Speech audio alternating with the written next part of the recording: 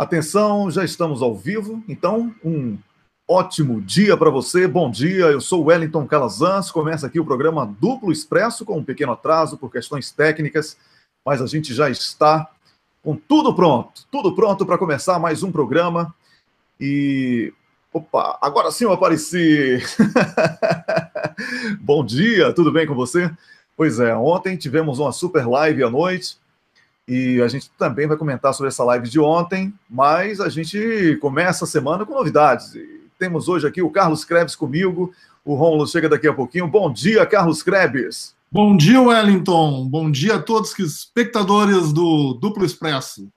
É isso aí, o Carlos Krebs que vai me substituir amanhã, não vou estar aqui no Duplo Expresso, ele vai apresentar o programa com Rômulo, e ele que é nosso comentarista aqui para arquitetura, arquitetura e empatia também, né? Porque design está presente em tudo, né? Inclusive aqui, esse visual do programa, nos meus óculos e tal. Arquitetura e empatia que precisa desenhar aí, viu, Carlos Krebs? Pois é, Carlos Krebs, hoje você vai comentar com a gente a segunda parte do comentário da semana passada, quando você falou sobre aquele plano habitacional de 1 milhão de casas aqui da Suécia, né, dos anos 70, e que consolidou ali um verdadeiro sucesso de planejamento, 100 mil casas a cada ano, até completar 1 milhão. Na época, a população era de 7 milhões, né, hoje está com 10 milhões, mesmo assim, um mega plano, assim, e que você falou sobre a necessidade de planejamento, sobre essas questões que são colocadas no Brasil hoje como possível fonte de problema, e pelo contrário, a gente viu que é um caminho para a solução do que há, assim, como visto como um sonho, o sonho da casa própria, né? Isso não tem nada de sonho, isso é um plano de governo sério, levado a sério, e que foi coroado com êxito. Só que hoje, na segunda parte, você vai falar de uma coisa ainda mais interessante, que transcende a questão básica da construção civil e etc. Mas fala sobre qualidade de vida. Qualidade de vida que é tudo para que uma pessoa possa se sentir bem na rotina, no cotidiano. E qualidade de vida é o que a gente tem aqui de sobra. Você que está também aqui na Suécia, na fronteira com a Dinamarca, na cidade lindíssima de Malmö. Então, Carlos Krebs, eu queria que você introduzisse aí para o pessoal, saber como é que os suecos trabalharam nesse projeto, pensando também na qualidade de vida dos suecos. Bom, Wellington, para concluir as questões que foram levantadas ou postas para serem pensadas, as pessoas terem uma reflexão sobre política habitacional, eu comecei na semana passada falando desse programa de 1 milhão de casas e traçando um paralelo com o Banco Nacional de Habitação e o sistema financeiro de habitação, que é o que permitiu que habitações de interesse social fossem construídas no Brasil nos anos 60. Esses dois programas começaram no mesmo ano, 1964, mas eles tiveram objetivos e resultados bem distintos. Mas para a gente ir para um pouco mais adiante, nós vamos voltar para a virada do século XIX para o século XX. Quando aqui na Europa houve uma intensa industrialização, as lavouras começaram a ser mecanizadas, isso tirou gente das áreas rurais e atraiu essas pessoas para as periferias urbanas. As cidades não estavam preparadas para receber esse aporte de gente que chegava. Então, o que aconteceu? Não tinha regra, tinha um vácuo sobre a regulação de moradia para as pessoas.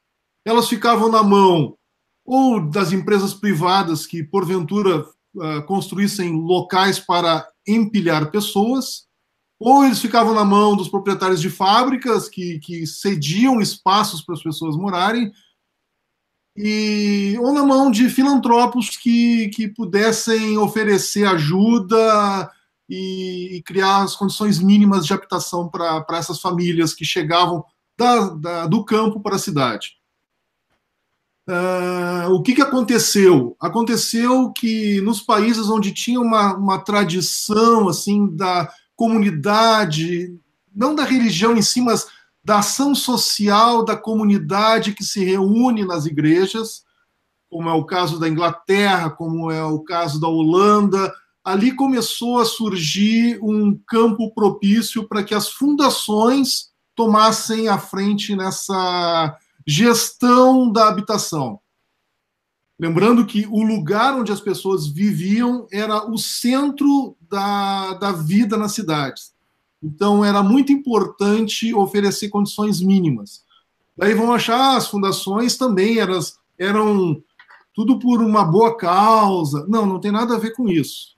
Tem a ver que as pessoas empilhadas, elas viviam num ambiente insalubre, elas ficavam doentes, elas deixavam de trabalhar e, principalmente, elas, em situações de doenças infectocontagiosas, essas doenças se espalhavam e saíam da área sujinha da cidade em direção à área limpinha da cidade, porque esse tipo de doença não pede para ver documento antes de sair da esquina tal e passar para a rua B.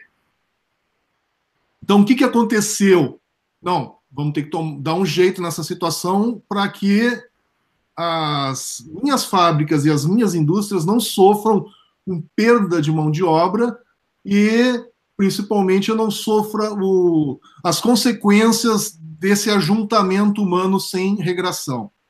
Então, aí que vem os Rothschilds da vida, os Rolstons na Holanda, as fundações que deram origem às primeiras regulações no mercado. E o mercado é regulado não para fazer com que funcione a habitação, mas para que ela se transforme num negócio e esse negócio seja rentável. Tu coloca regras para que tu não perca dinheiro. Essa é a função. Então surgiram vários atos habitacionais, por exemplo, da Holanda, em 1902, a Inglaterra, pouco mais de 10 anos antes, e no Brasil, aí no Brasil, as pessoas ainda viviam na lei da terra.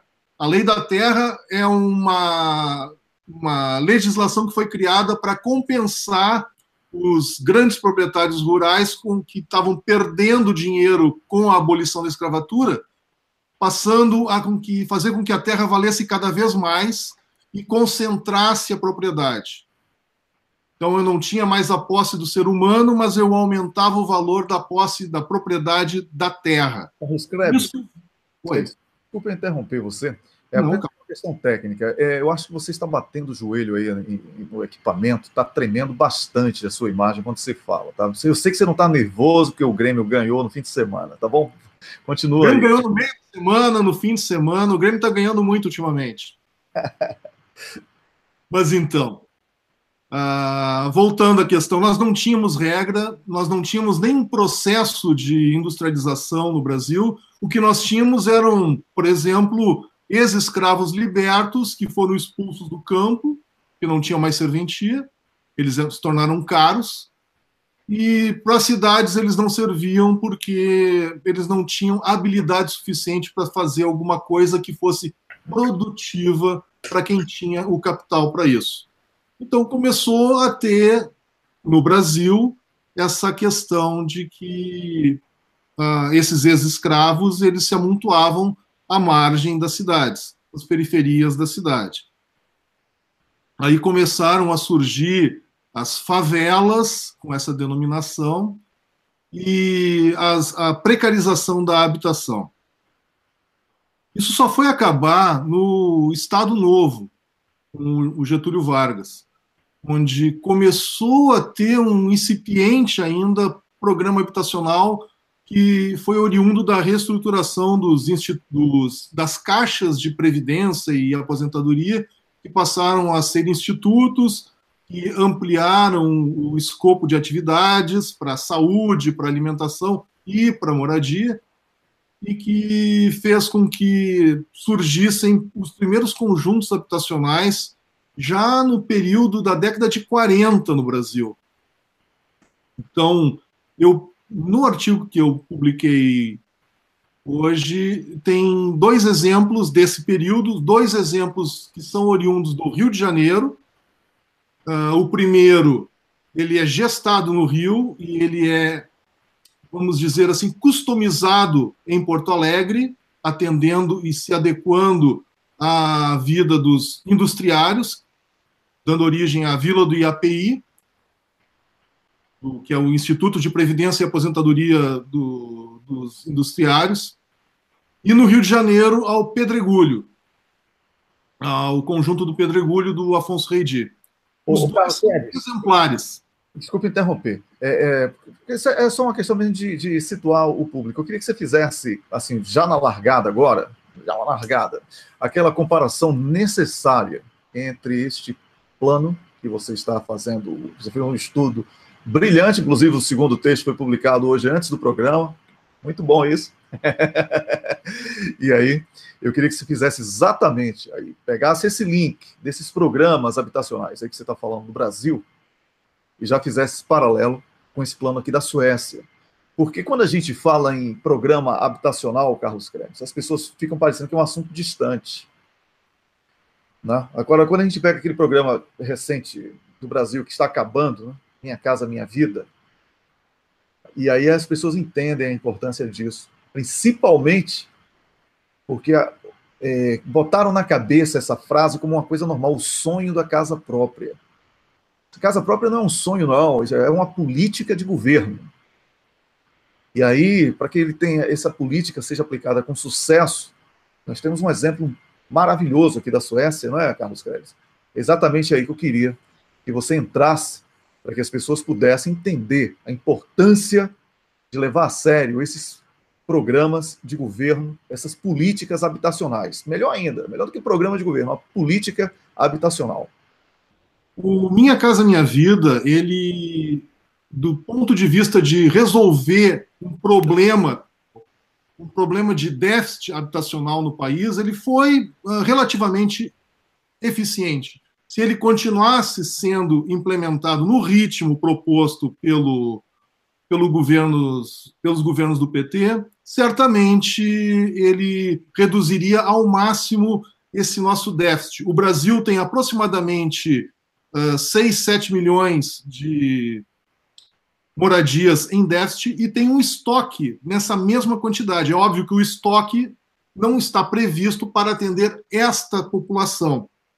Essa população que precisa de moradia não tem dinheiro para pagar a moradia que já existe. Mas o Minha Casa Minha Vida, ele, infelizmente, foi muito focado no produto, na quantidade, na unidade habitacional, no número de unidades habitacionais. Então, ele continuou replicando, de uma certa maneira, o que foi feito no período do BNH, entre 1964 e 1986, onde o Brasil produziu aproximadamente 4 milhões de unidades habitacionais, um pouco mais do que as 3 milhões e 600 mil unidades contratadas pelo Minha Casa Minha Vida, até o momento. Isso não resolve, não é só a casinha. A história de vender a ideia do sonho da casa própria é uma falácia, porque faz com que as pessoas se matem para pagar e ter aonde morar, quando o objetivo não é esse, é pagar e ter aonde viver. E vida não é só ter um teto em cima da cabeça, tem muitas outras questões que envolvem. Então, aqui na Suécia, a gente pode reparar que há um objetivo muito grande em que as pessoas, independente do seu extrato social, que tem uma estratificação muito menor e muito menos significativa que no Brasil, elas convivam harmoniosamente nos mesmos espaços da cidade. Eles procuram evitar a segregação. A segregação só ocorre quando tu tem, como aconteceu nos 2 últimos anos, uma leva muito grande de pessoas novas chegando no país, que foi o caso dos refugiados. Então, não existe uma estrutura pronta para recebê-los. Eles ficam provisoriamente instalados e, gradativamente, eles vão sendo alocados em diversas regiões do país e, em cada cidade, eles ficam em qualquer lugar. Eles não vão para as periferias da cidade, como acontece na maioria das situações com os programas habitacionais que existem no Brasil, porque eles estão voltados a atender uma demanda de incorporadoras, construtoras, estão voltados a atender ao negócio da construção e não às pessoas. Então, o que a gente vê aqui é uma possibilidade de pensar em que a cidade ela tenha que atender a criação, a cidade tem que ser criativa, a cidade tem que ser verde, tem que ser sustentável, e a cidade tem que ser para as pessoas. Ela não tem que se servir das pessoas, ela tem que propiciar que as pessoas convivam harmoniosamente e troquem, façam uso da cidade como para que ela existe. A cidade existe para que as pessoas se encontrem e troquem umas com as outras, não para que elas fiquem empilhadas, segregadas, ou tu fique vivendo dentro de muros, dentro de grades, achando que isso é normal, vendo a vida pela tela da televisão. Não, a gente tem que sair para a rua, porque a rua é o principal espaço público que existe. E é nele que a sociedade pode realmente se conformar, se delimitar e se transformar. É isso, Wellington. Olha, Carlos Krebs, depois dessa aula aí, né? Só tenho que agradecer a você por trazer esse nível de debate aqui sobre a política habitacional. Porque, como eu falei há pouco, quando eu interrompi a sua fala, o Rômulo Maia chegou aí, grande Rômulo. Carlos, você pode, inclusive, tirar um pouquinho de teto da sua imagem, ficar mais próximo, aproximar aí a sua beleza, né? O pessoal vê você mais de perto e tal. O Rômulo Maia chegou. Daqui a pouquinho a gente vai ter o João Vicente Goulart com a gente também. Você vai continuar com a gente aqui, tá bom, Carlos Krebs? Tá. Porque eu quero agradecer, Carlos. Daqui a pouquinho a gente vai, depois do programa, fazer o recorte aqui dessa sua conversa, porque eu acho importantíssimo anexar a sua fala ao seu texto, para que as pessoas possam aprofundar a leitura, a informação do texto com essa sua fala, porque você trouxe detalhes que não estão dentro do texto, mas que são importantíssimos para a melhor compreensão. Wellington. Bom dia, Rômulus. Bom dia, Wellington. Bom dia, Carlos Krebs. Bom dia para você que está nos ouvindo. Posso fazer só um breve comentário sobre essa questão, uma coisa que o Carlos Krebs falou que eu acho que é importantíssima, é essa questão de não periferizar comunidades excluídas, né, ou imigrantes, como ele falava agora. A gente vê essa preocupação aqui. Um dos problemas que aconteceu na França, que gerou esse problema, é que eles fizeram essa coisa do HLM, que a gente comentou aqui, que é esse HLM, que pertence ao governo, eles foram botando na periferia, isolando e criando guetos culturais para imigrantes. A gente vê, por exemplo, na Alemanha, não pode fazer isso. Na Alemanha, quando eles vão colocando, tem nos prédios, eles vão colocando para integrar todo mundo. Tem que ter o alemão, tem que ter o turco, tem que ter o... E aí, para você não criar guetos, a integração social começa a se pensar no lugar onde se vive, como disse o Carlos Krebs, não é habitação, é onde vive, é lugar para as pessoas viverem, não para elas habitarem em qualquer lugar. Então, inclusive, Wellington, a gente comentava aqui dias atrás a questão do Rio de Janeiro, que a topografia lá fez a periferia ficar no centro, porque cada bairro tem o seu morro e a sua favela. Isso exacerba o conflito social. A gente vê ali do lado a favela do lugar rico. Agora, em São Paulo, que as sucessivas administrações fizeram uma limpeza, fizeram, né, um cordão de pobreza em volta, e na região central você não tem, isso esconde a pobreza. Isso ajuda a não tratar o problema. Então, é verdade. A questão da habitação, ela é a concretude da questão social. É muito importante, o que o Carlos Krebs falou, da integração e de não periferizar, esconder a pobreza. Pois é, concordo com você para complementar aí o pensamento do Carlos Krebs. Eu quero dizer aqui, você está assistindo ao programa Duplo Expresso, programa que vai ao ar de segunda a sexta, a partir das 6 da manhã, e não tem hora para acabar. A gente vai chamar o João Vicente Goulart, levantou agora da cadeira. Enquanto isso, Rômulo, eu tenho um recado aí, várias pessoas pediram para que o Carlos Krebs e a Camila fizessem uma produção aí no cenário, viu? Porque está muito caótico aí a sua organização da casa e tal. Muita gente fala, mas porra, Rômulo não arruma a casa dele e tal. Mas eu vou chamar uma pessoa que está com a casa arrumada agora, viu, Rômulo? É o nosso comentarista aqui, o João Vicente Goulart. Bom dia, João Vicente. Bom dia, Wellington. Bom dia, Rômulo. Como é que estão? Prazer em falar com vocês novamente. Tudo bem? Tudo ótimo, o prazer é todo nosso. Com a gente também hoje o Carlos Krebs, que é o nosso colega, que comenta dia de segunda-feira aqui. Hoje ele comentou sobre política habitacional. Você conhece como poucos também essa matéria, mas não é o seu tema de hoje. Carlos Krebs, que inclusive vai me substituir amanhã aqui no Duplo Expresso. Amanhã é dia de check-up médico, para eu ficar com esse, né, 47 anos com um corpinho de 46, 364 dias. Ô, João Vicente Goulart, nós conversamos rapidamente sobre o tema de hoje, que você vai comentar.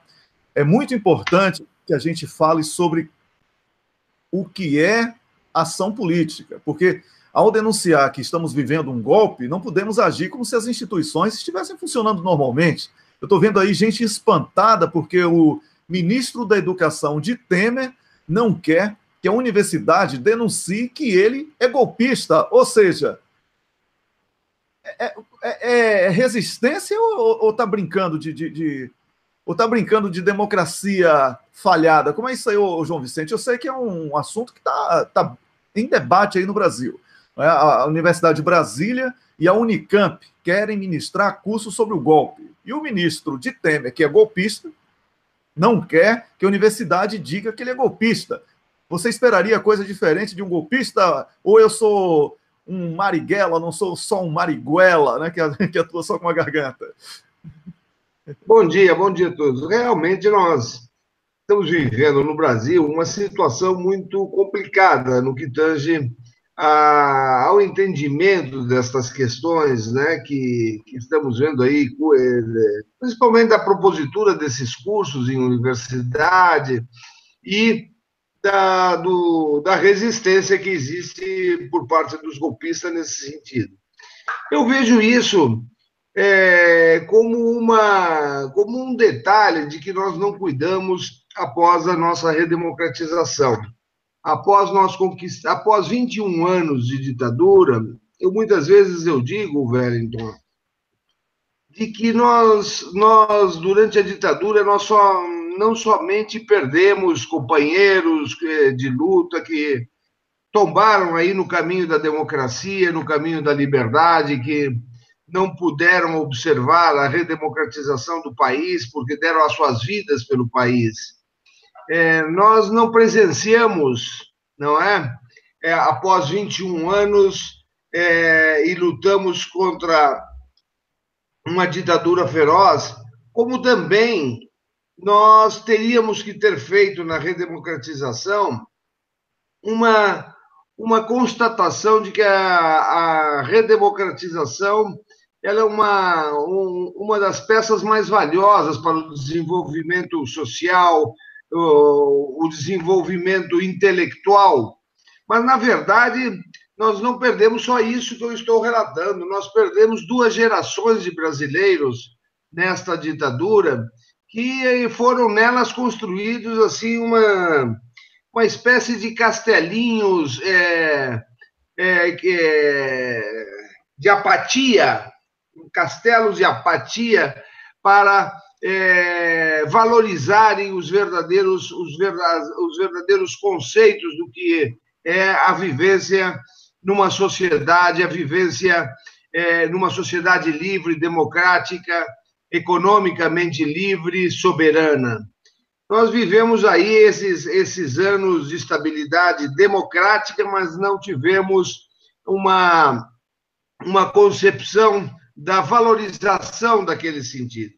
E vemos aí, então, acontecimentos de um golpe, né, de um golpe essencialmente praticado não por uma iniciativa própria, né, gerada por aqueles que conhecem os verdadeiros riscos da queda da democracia, porque nós já tínhamos presenciado o golpe em 1964 e acharam que sair com uma bandeira brasileira, com uma camisa da seleção e retirar uma presidenta da República do governo era como trocar de camiseta novamente.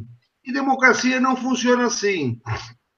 Democracia tem que, primeiro, mesmo que você esteja descontente, conhecer os riscos da desestabilização do sistema democrático, principalmente através, hoje, dessas grandes influências que tem as redes sociais, que tem a grande mídia, principalmente aqui no Brasil, uma mídia que 95% da nossa mídia é dirigida por 7 famílias brasileiras, então é uma mídia dirigida, 205 milhões de brasileiros estão à mercê da opinião de 7 famílias, vamos dizer assim, e estamos vendo isso. Quanto ao curso que foi proposto primeiro pela UNB, agora eu acho que foi outras universidades querendo mostrar, né, ou elaborar, em princípio, cursos cabe à determinação do bloco de professores, do bloco dirigido por um reitor, que pode fazer, entender e elaborar os cursos que acha necessário para esse momento, ou que acha necessário para, socialmente, os estudantes entenderem essa questão do golpe ou não. Mas eu acho absurdamente apático nós termos que ter uma sociedade que precise de um curso para saber o que é um golpe. Sinceramente, nós vemos aí protestos, nós vemos protestos aí recentemente na Argentina que ocuparam a 9 de julho inteiro, a reunificação do peronismo nesse momento, em torno, principalmente olhando as últimas eleições, se deram conta que primeiro se respeita a democracia argentina e agora vamos partir para organizar a nossa casa. E se parte para a reorganização do peronismo, que estava, em certa forma, com 2 correntes na Argentina, visivelmente brigando entre eles e dando espaço aos setores mais reacionários da Argentina.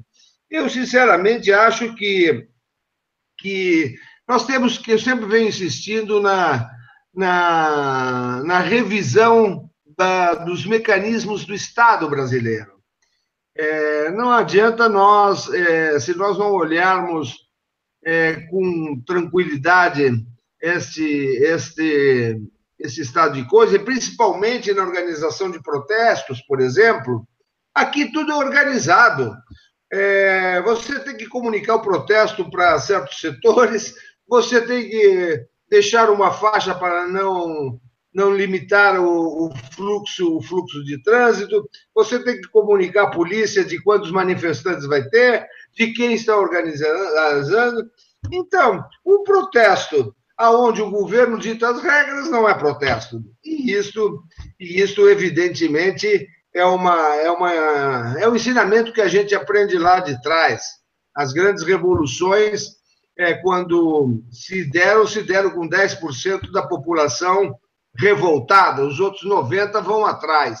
Então, eu acho que nós devemos pensar, eu acho que essa questão da UNB, desses cursos, é antidemocrático tentar barrá-los, inclusive parece que o Ministério da Educação vai tentar barrá-los, segundo a lei e tal, mas vai tentar sempre barrar os protestos populares que venham a atingi-lo. Assim como eu estou dizendo, protestos com as ruas determinadas, com espaço livre para circulação, enfim, são protestos que não emanam realmente da vontade popular. Ô, João Vicente, para concluir aqui a sua participação nesse comentário brilhante, com experiência própria, inclusive, o Rômulo vibrou aí, o Carlos Krebs também, eles vibraram com a sua fala, e certamente o público. Então, você está denunciando aqui que existe o kit protesto, né? Existe o kit protesto. O kit protesto, é verdade. É uma sociedade onde nós temos kit protesto, o protesto é altamente controlado pelas autoridades e pelos sistemas policiais, sistemas que conduzem esse governo. Ou seja, é o olho do governo vocês fazem assim direitinho, senão não é protesto. E lá vai aquele bando de cordeiro fazer aquilo direitinho, né? Então, nós temos que criar e ensinar, sim, cursos não somente do que foi o golpe, mas criar cursos do que é a cidadania, do que é a luta que houve nesse país pela restauração da democracia e os valores que nós temos que restaurar, que ainda não foram restaurados. Valores éticos e morais que nós ainda não conseguimos flexibilizar. Já tem aí agora, não é, na própria intervenção do Rio, militares dizendo: eu quero ver se não vem outra comissão da anistia aí para pegar meus soldadinhos. Então, nós temos que rever isto e criar dentro da nossa juventude, dos nossos estudantes, o real conceito de democracia pelo qual se luta e pelo qual devemos dar a nossa vida. Olha, Wellington, me permite só fazer um brevíssimo comentário sobre essa frase aí que o João Vicente Goulart comentou, do outra comissão da anistia. Eu quero lembrar que essa frase foi colocada na boca do general Vilas Boas, numa matéria da Globo, sem fonte. Essa reunião não foi aberta à imprensa. Por que a Globo, um veículo da Globo, ia colocar essa fala na boca do general Vilas Boas? Quem estava, o Conselho de Segurança, Conselho da República lá, tinha o líder da oposição, então pelo Senado estava o senador Humberto Costa, pela Câmara não sei quem estava, mas tinha alguém também, e vazou daí para um veículo da Globo, colocando isso na boca do general Vilas Boas, quando a gente sabe que há uma disputa dentro do Exército entre a ala da extrema-direita entreguista do Etchegóin e a ala mais legalista e nacionalista do general Vilas Boas, que é o comandante do Exército. Essa frase foi pensada fora de contexto, eu nem sei se ela foi dita pelo general Vilas Boas, isso saiu nessa reportagem da Globo, viralizou isso, todo mundo tomou como verdade, inclusive a esquerda, algo que sai na Globo, sem fonte. Por que a Globo que está apoiando tanto a intervenção federal ter interesse em colocar isso? Isso me parece coisa plantada pelo general Etchegóin para queimar o general Vilas Boas. Então, eu já estou um tempo já para falar isso, muito cuidado com essa citação, não foi...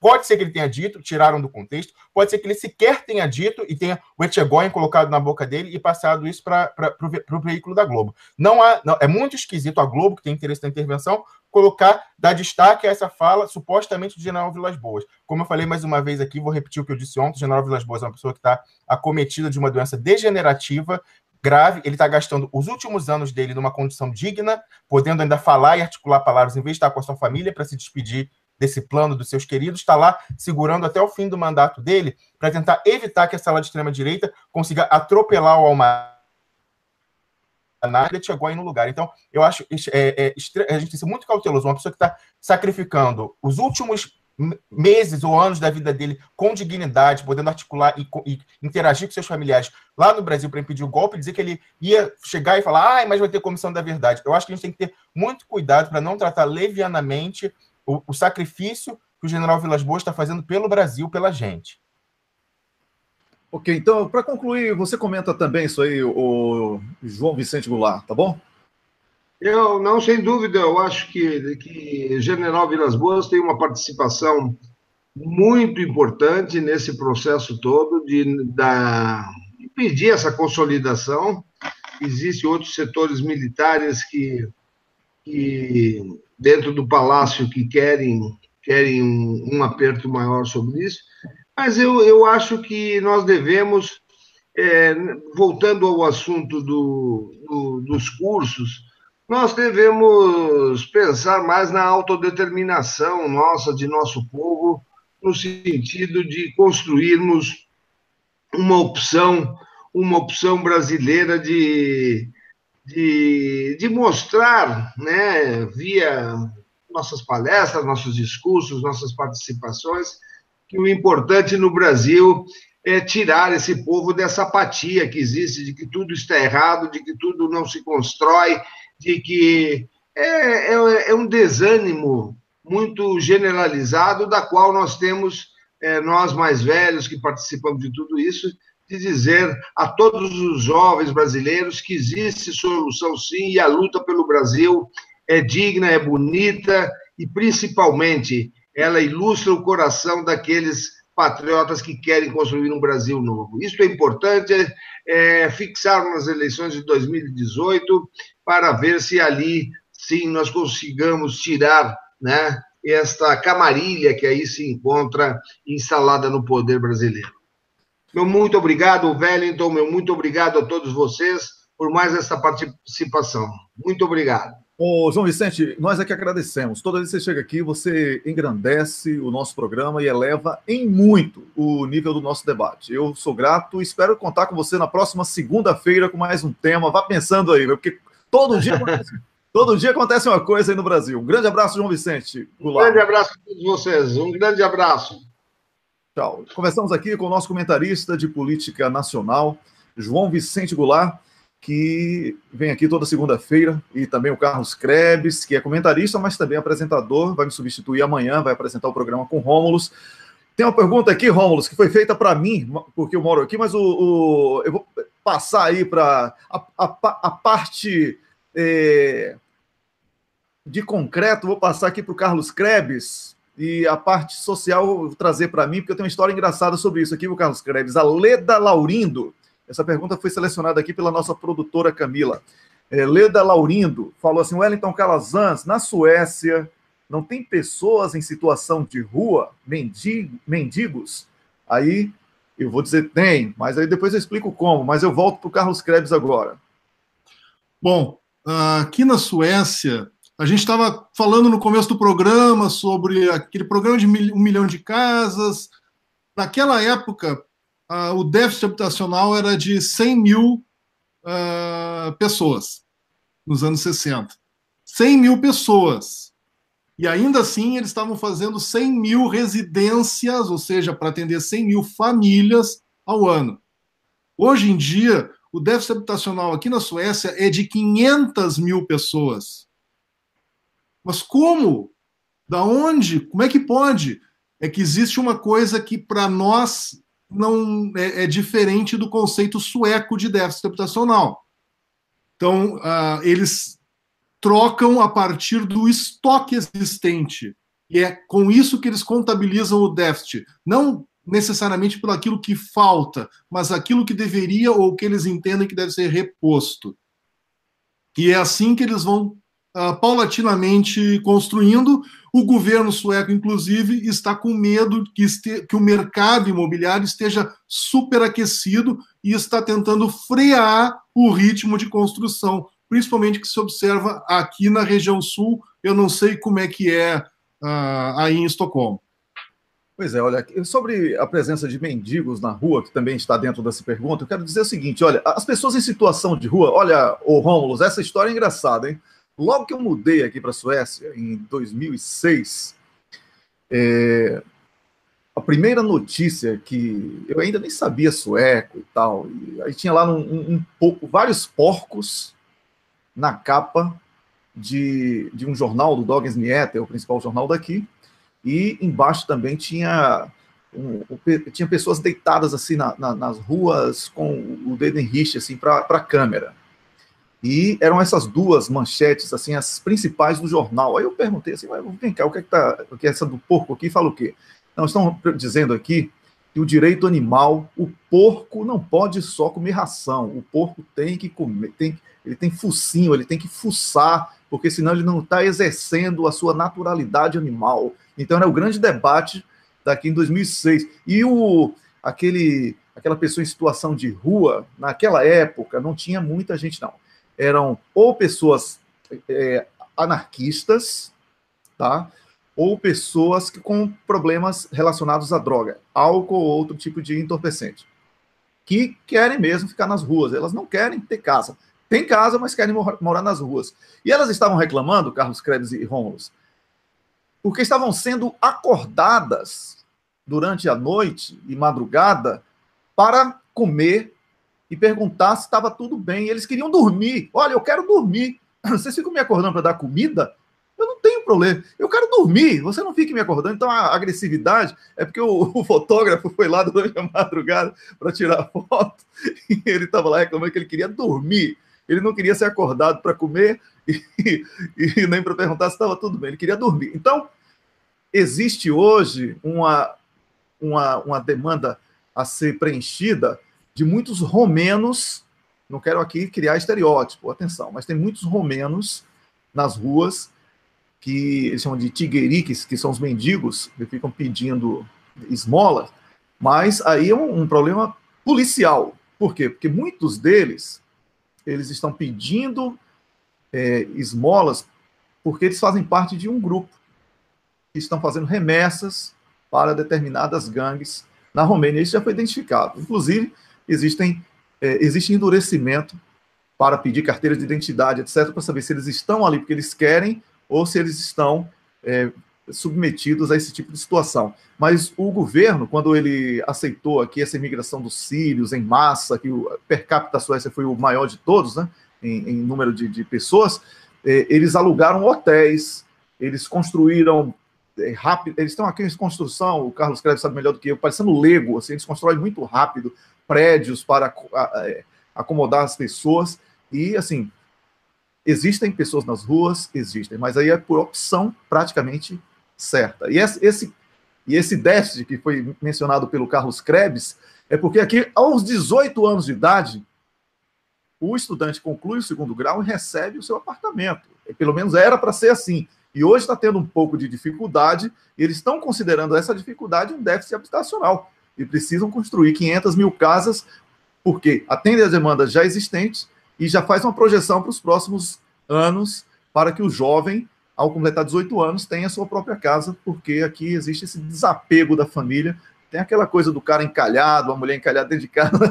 Né? Então, aqui as pessoas recebem os 18 anos, constroem a sua própria vida individualmente.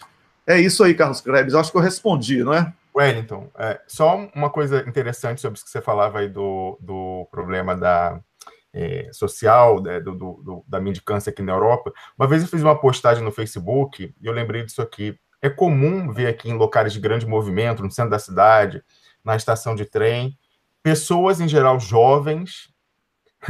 Aí você falando, o pessoal acha que a gente está falando de estereótipo, mas assim, em geral, com uma aparência meio com dread e tal, mas são suíços, não são estrangeiros, sentado ali, né? Bota um paninho, senta e fica ali, deixa o chapéuzinho pro pessoal doar. Só que todos têm cachorros. Ficam os cachorros do lado sentado colocando. E você sabe que isso é calculado, Wellington, porque as pessoas se compadecem mais dos cachorros do que do ser humano que está ali. Então, a autoridade suíça, porque, obviamente, criança é proibido, você ficar com a criança, sabe que se botar uma criança, o tempo fecha, o pessoal vai dar... Aqui não tem criança na rua de jeito nenhum, então não pode botar criança. Aí eles botam um cachorro, mas as pessoas aqui já estão achando um abuso. Eles querem encontrar mecanismos legais de impedir de fazerem isso, porque você vê, nesse frio que a gente está abaixo de zero, deixar o cachorro ali no chão, as pessoas se compadecerem e darem o dinheiro, porque elas não sentem pena de humano, elas sentem pena de cachorro, mas também não é justo com cachorro. Então, as autoridades já estão vendo aqui esse abuso. Mas, em geral, são pessoas, inclusive, tem uma aqui que eu sempre vejo, pessoas, como se o problema social é que ele é tratado de fato. Então, essa pessoa que está aqui hoje está por opção ou por algum... tem uma que eu vejo que ela sempre... Ela é viciada, claramente. Ela, às vezes, eu já vi ela no mercado, que ela ganha cupom, né, para fazer compra. Aí ela, quando está sem casaco, eu vi o braço dela todo picado, porque aqui na Europa o pessoal usa opioide, heroína, né, que é de injetar, que graças a Deus não tem no Brasil essa praga de heroína. Mas assim, então você vê que essas pessoas estão ali na rua, em geral são jovens com problema de vício em drogas, mas usando os cachorros. Mas, para mim, a notícia, eu tirei uma foto uma vez, eu postei, vou recuperar essa foto do pessoal lá com o cachorrinho sentado pedindo na estação de trem. A notícia é que nós estamos numa sociedade em que as pessoas se compadecem mais do cachorro do que do ser humano. E sobre a bagunça da casa, eu quero falar o seguinte, isso aqui, você está achando bagunçado, esse é o lugar mais arrumado da casa, vocês nem noção do resto. Só para melhorar, Wellington, a gente estava falando com você, só eu me mudando, a gente tem que arrumar um patrocínio, casa aqui na Suíça é muito caro, a minha, eu moro numa de 50 metros quadrados, então assim, tá vendo a pilha ali, ó, livro, ó, aí vai botando em cima, vai subindo as coisas, não tem, então só com patrocínio, você quer um cenário melhor, patrocine o programa.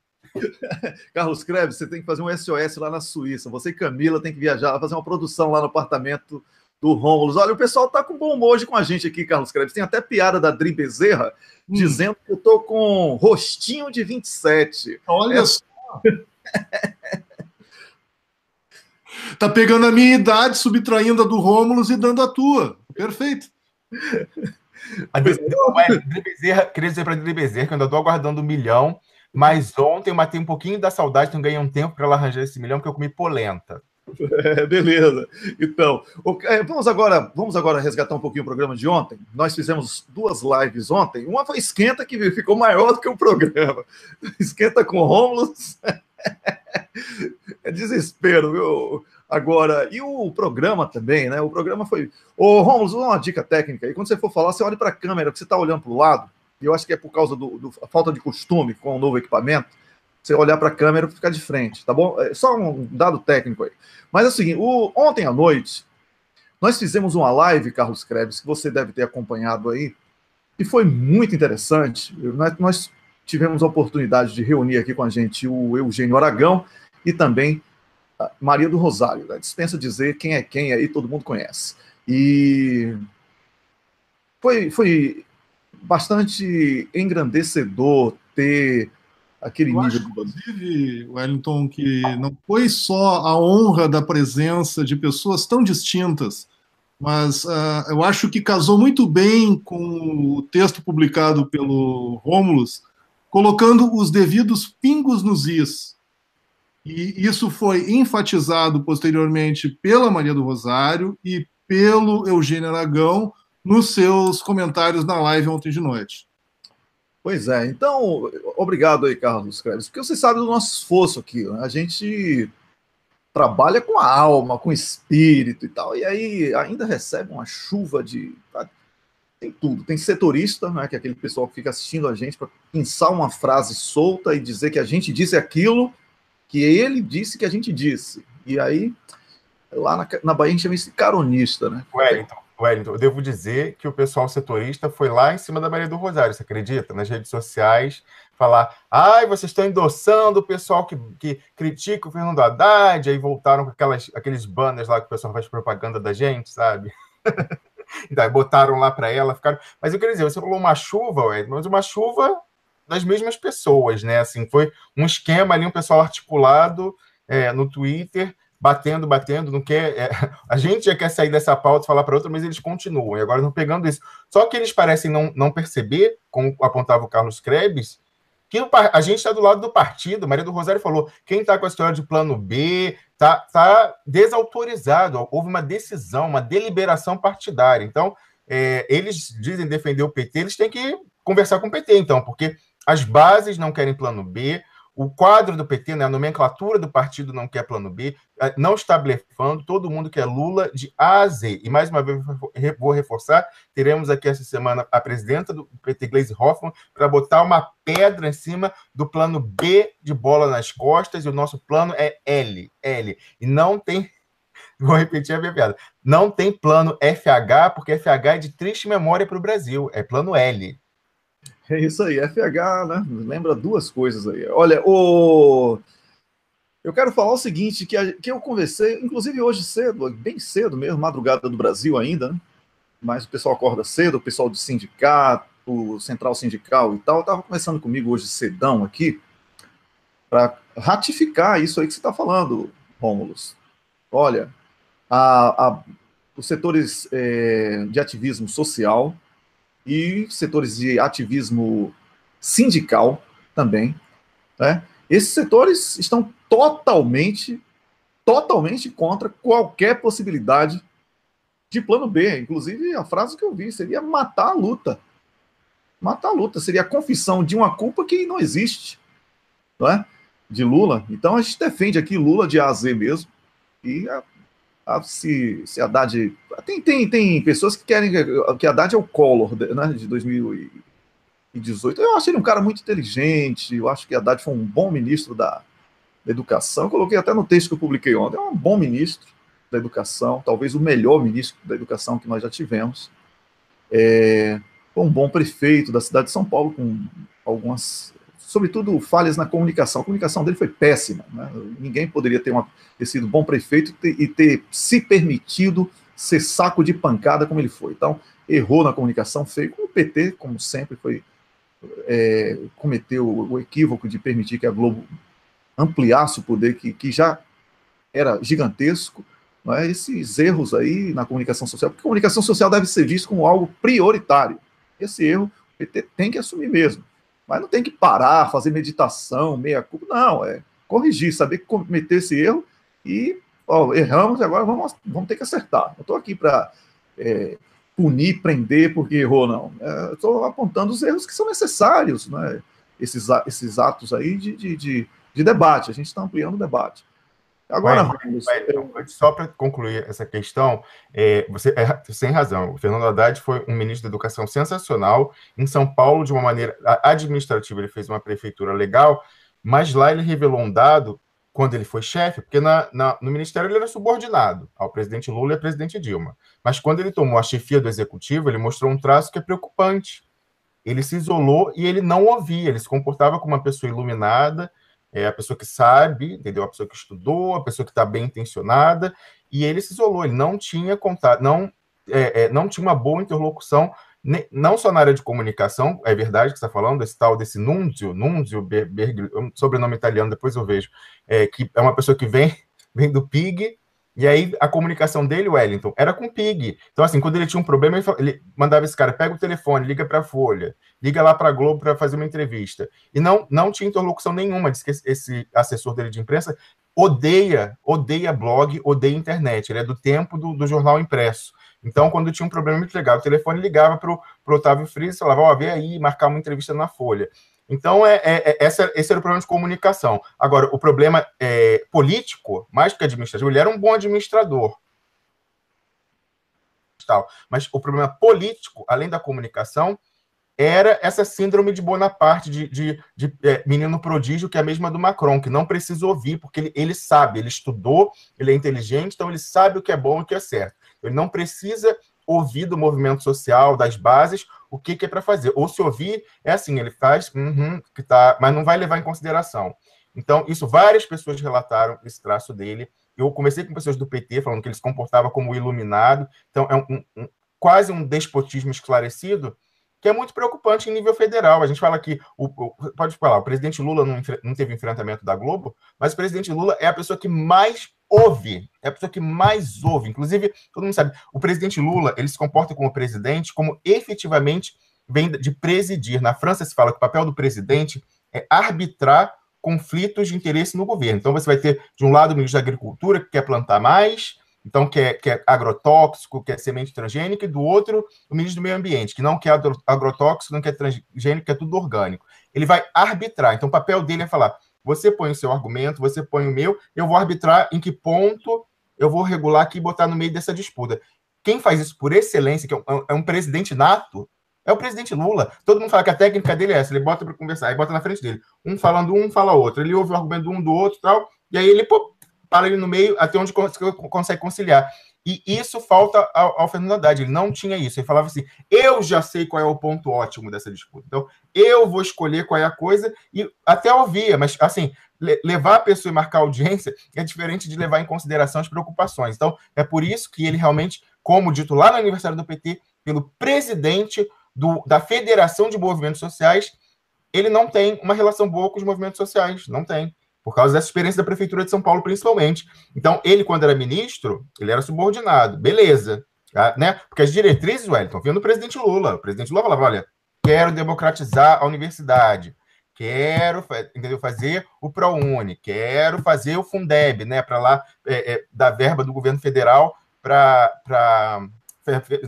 os estados fazerem o ensino fundamental. Então, a diretriz vinha do Lula, que ouvia todo mundo, o Lula ouve sempre todo mundo, e aí, depois disso, o Fernando Haddad implementava. Então, para isso, para gestor, para administrador, ele é ótimo. Agora, para liderança política, ainda tem que aprender. E a experiência de São Paulo mostrou que ele não está maduro. Imagina, então, levar isso a nível federal, Wellington. A gente precisa de um presidente que não tem interlocução com o movimento social. Não, a gente precisa de Lula. A gente precisa de Lula, que é a pessoa que mais tem capacidade de dialogar e de arbitrar conflitos. Pois é, agora vamos falar sobre a Lava Jato.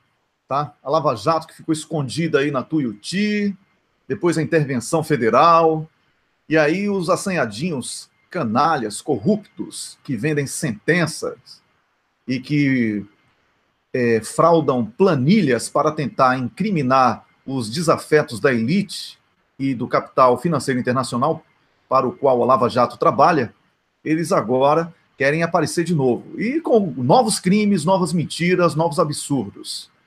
Rômulus, você tem aí, inclusive, a segunda parte do áudio para a gente ainda acabar de detonar essa quadrilha, né?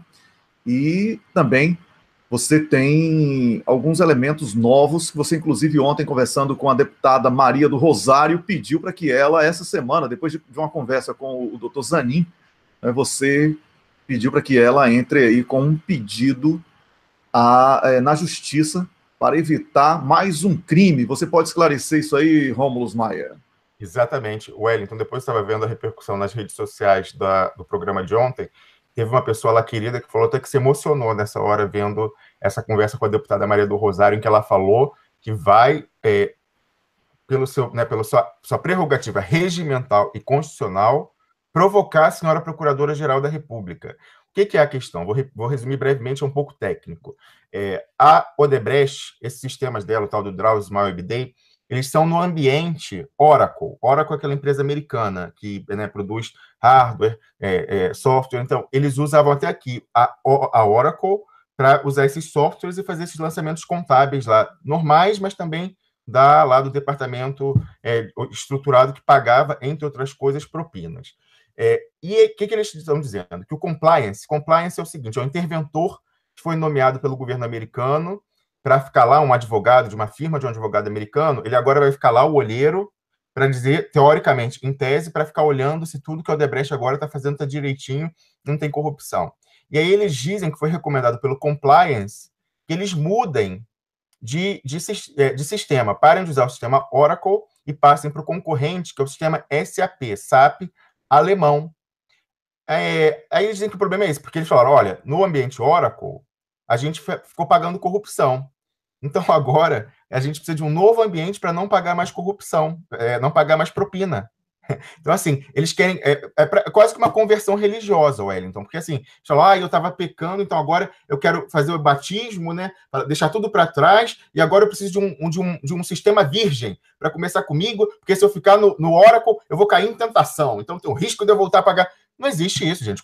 Se ele for lá para o SAP e mandar... O computador não tem vontade própria. O computador, você bota lá o comando, ele é bem burrinho. Ele obedece tudo que você manda. Se você for lá para o SAP e botar quero pagar a corrupção para o Geraldo Alckmin, ele vai pagar. Agora, no Oracle, se você não mandar não quero pagar corrupção para o José Serra, ele não vai pagar. Então, não é o sistema que era corrupto, era o Odebrecht.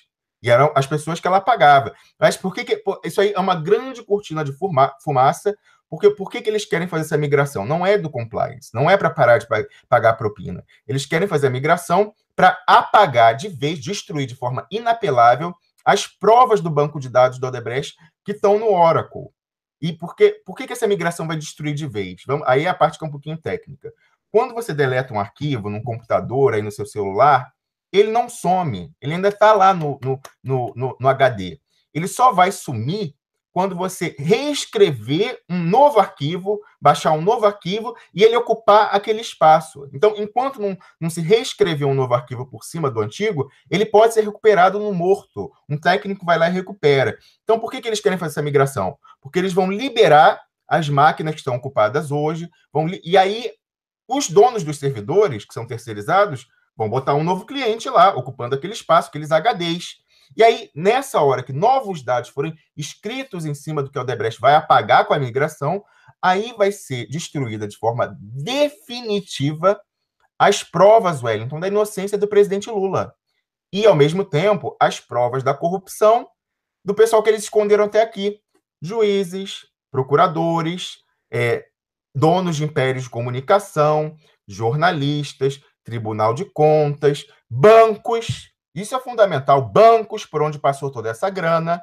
Que banco ninguém mexe, né? Desde lá do Banestado, Sérgio Moro sabe que com ele banco é intocável. Bancos, o sistema, Wellington, a elite brasileira, o deep state americano e a finança internacional não quer que isso seja investigado. Essa história de que os Estados Unidos querem investigar é mentira. Eles querem pegar e fazer o uso político disso para destruir os governos nacionalistas e populares da América Latina. Mas o Atlas da corrupção, que é o tal do sistema MyWebday, que os procuradores brasileiros destruíram a chave de acesso combinadamente com a Odebrecht para ninguém ver, nem a Polícia Federal pôde ver esse sistema MyWebday, que é onde está esse pessoal, banco, ministro do STF, juiz, procurador-geral da República, TCU, PSDB, dono de emissora, de império midiático, jornalista que planta notinha. Então, esse pessoal, eles querem que sejam destruídos. Então, aí o que aconteceu? Com essa migração que vai ser concluída, Wellington, aquela nossa fonte do TI da Odebrecht, falou aqui desde dezembro, a gente alertou isso, Wellington. Desde o dia, salvo engano, do dia 16 de dezembro, a gente está falando disso. 3 meses se passaram. Vai ser concluída em junho próximo, então daqui a 3 meses, e não vai mais poder ser recuperado. Então, o presidente Lula não poderá provar sua inocência. E aí eu conversei com o advogado Cristiano Zanin e falei, olha, eu estou insistindo para que os parlamentares, com a sua prerrogativa de parlamentar, oficiem a senhora Procuradora-Geral da República, Raquel Dodge, para que ela impeça imediatamente essa migração. Se ela quer investigar, ela não pode ser a favor da destruição de provas. E aí eu falei, é óbvio que ela quer que destrua, porque ali tem os antecessores dela, da Procuradoria-Geral da República, seus colegas procuradores, tem as pessoas da sua simpatia política, que ela não persegue. Então, ela quer que seja destruída. Mas, por enquanto, ela tem o álibi. Ela não foi provocada, ninguém provocou ela e chegou lá e falou que para ela parar. Então, a gente tem... Wellington, o nosso trabalho é destruir o álibi dessas pessoas. Então, por isso que a gente tem que provocar sempre a justiça e falar com procuradores e tal. Tem que ficar por escrito. Não pode ficar o dito pelo não dito. Tem que ficar por escrito que eles estão no acordão. Porque, por exemplo, a Carmen Lúcia, a presidente do Judiciário, presidente do STF, foi quem homologou essa farsa do Acordo dos 88. Então, você acha, Wellington, que a Carmen Lúcia tem interesse que não se destrua as provas, de que ela prevaricou, querendo ou não, prevaricou? Óbvio que ela não quer. Então, a Carmen Lúcia tem interesse em que seja destruída a prova da inocência do Lula e a prova de que o pacotão da delação que ela homologou num recesso, sem ser a relatora com a morte de Teori Zavascki, ela quer que seja destruído. Raquel Dodge também. E aí, mas se eles fizerem isso, a gente vai destruir a prova da inocência do presidente Lula. A gente tem que impedir isso. E lembrando, os servidores completos, esse aí que está da Suíça, o pessoal está falando, e agora a Polícia Federal falou que veio incompleto lá da Suíça. Wellington, a gente falou isso aqui desde dezembro. Meu Deus do céu, a gente está falando desde dezembro que a nossa fonte do TI falou isso. O servidor mais completo, vou repetir aqui, que tem tudo, é o do Panamá. Porque o Panamá é um paraíso fiscal blindado, porque lá o Deep State americano tem sob controle e deixa rolar a safadeza ali, porque ele mesmo usa o Deep State para financiar as suas operações. Deep State, gente, que eu falo, são estruturas do Estado americano que são blindadas da democracia. Então, pode entrar presidente, sair presidente, que elas permanecem inalteradas e vão tocando a agenda de acordo com seus próprios interesses de perpetuação. Então, isso é ligado às seguranças, à parte militar, a parte de inteligência, a parte da diplomacia. Eles vão entendendo, seguindo naquela agenda imperial, que não é casada mais, Wellington, com o poder político americano. Ela é casada com a finança internacional, apátrida, transnacional. Ela é capturada, essas pessoas, e eles seguem essa agenda imperial usando o braço forte dos Estados Unidos desse Deep State. Pois então, o Deep State, ele tem lá no Panamá, ele controla, e ele deixa ali. Então, o próprio Deep State não quer que isso seja visto, porque isso vai provar que as acusações que ele tem usado contra os líderes populares da América Latina são falsas. Isso é importante, isso é fundamental. Wellington, isso é fundamental. A revelação que foi feita... Revelação nada. Revelação que revelou foi aqui o Duplo Expresso. A confirmação que foi feita por esse laudo da Polícia Federal de que os dados da Suíça são incompletos, são manipulados, falsos, fabricados, isso tem repercussão internacional, gente. Está o presidente do Peru, Ollanta Humala, e a mulher presos cautelarmente. Por isso, baseado em coisa do Odebrecht. Está lá nos outros países todos, aí Equador, Venezuela, Panamá, todos os países estão usando essa coisa porque eles estão direcionados pelos Estados Unidos. E aí eu quero lembrar, Wellington, para concluir, conversar para a fala daquele do procurador lá dos Estados Unidos, procurador-geral, o senhor Kenneth Blanco, quando ele falando ao lado do Rodrigo Janot num evento, falando da proximidade dele com os procuradores da América Latina e confirmando, Wellington, por escrito, a gente tem vídeo por escrito dele falando que a cooperação entre os procuradores americanos e os procuradores da região, sobretudo do Brasil, se dá à margem da lei. A gente sabe que, para haver cooperação, eles têm que seguir as normas dos acordos de cooperação. Então, tudo tem que passar pelo Ministério da Justiça. E aí ele confirma que não, que o pessoal pega o telefone, liga e fala, olha, não, estou vendo aqui tal, viaja, conversa, e aí só depois que eles já pegam a coisa, por exemplo, essa falsa, aí eles falam, bom, agora a gente quer efetivamente usar isso no processo. Aí eles mandam a cartinha fake, assim, oi, você por acaso teria uma conta XYZ? Aí o cara fala, ah, sim, tenho sim, deixa eu te mandar. Aí sim, é só para pegar e botar lá no processo, mas tudo isso já foi conversado à margem da lei por meses. Então, tudo isso é nulo, isso anula. E aí, essa coisa que eu falava da implicação internacional, dessa confirmação de que as provas são falsas, então, é um dominó, Wellington. Derrubou, isso é gravíssimo. Isso tem repercussão, os americanos devem estar loucos. Isso tem repercussão, isso vai destruir a estratégia deles de derrubar todos os governos populares e nacionalistas da América Latina. Equador, Peru, Brasil. Olha só o que ele fala aqui, ó. Não, isso eu abro aspas para o senhor Kenneth Blanco. Não é estranho o meu amigo Raul Cervantes, o procurador-geral do México, estivesse aqui no Departamento de Justiça em Washington ontem, ou que os equatorianos estivessem em reunião com a seção de fraudes essa semana, ou na semana passada aqui em Washington, ou que os panamenhos estivessem aqui há algumas semanas enviados pela minha grande amiga, a procuradora Kênia Porcel, ou que estivéssemos em Bogotá 3 semanas atrás com o procurador-geral colombiano. E ele começa a falar dele, falando assim, estou aqui com meu grande amigo, ó, agradeço, meu grande amigo, ó, obrigado pela introdução muito gentil e por me convidar para participar dessa conversa com meu grande amigo Rodrigo Janot ao lado. Então, é a confirmação de que é uma estratégia imperial de derrubar todos os governos da região usando prova fabricada.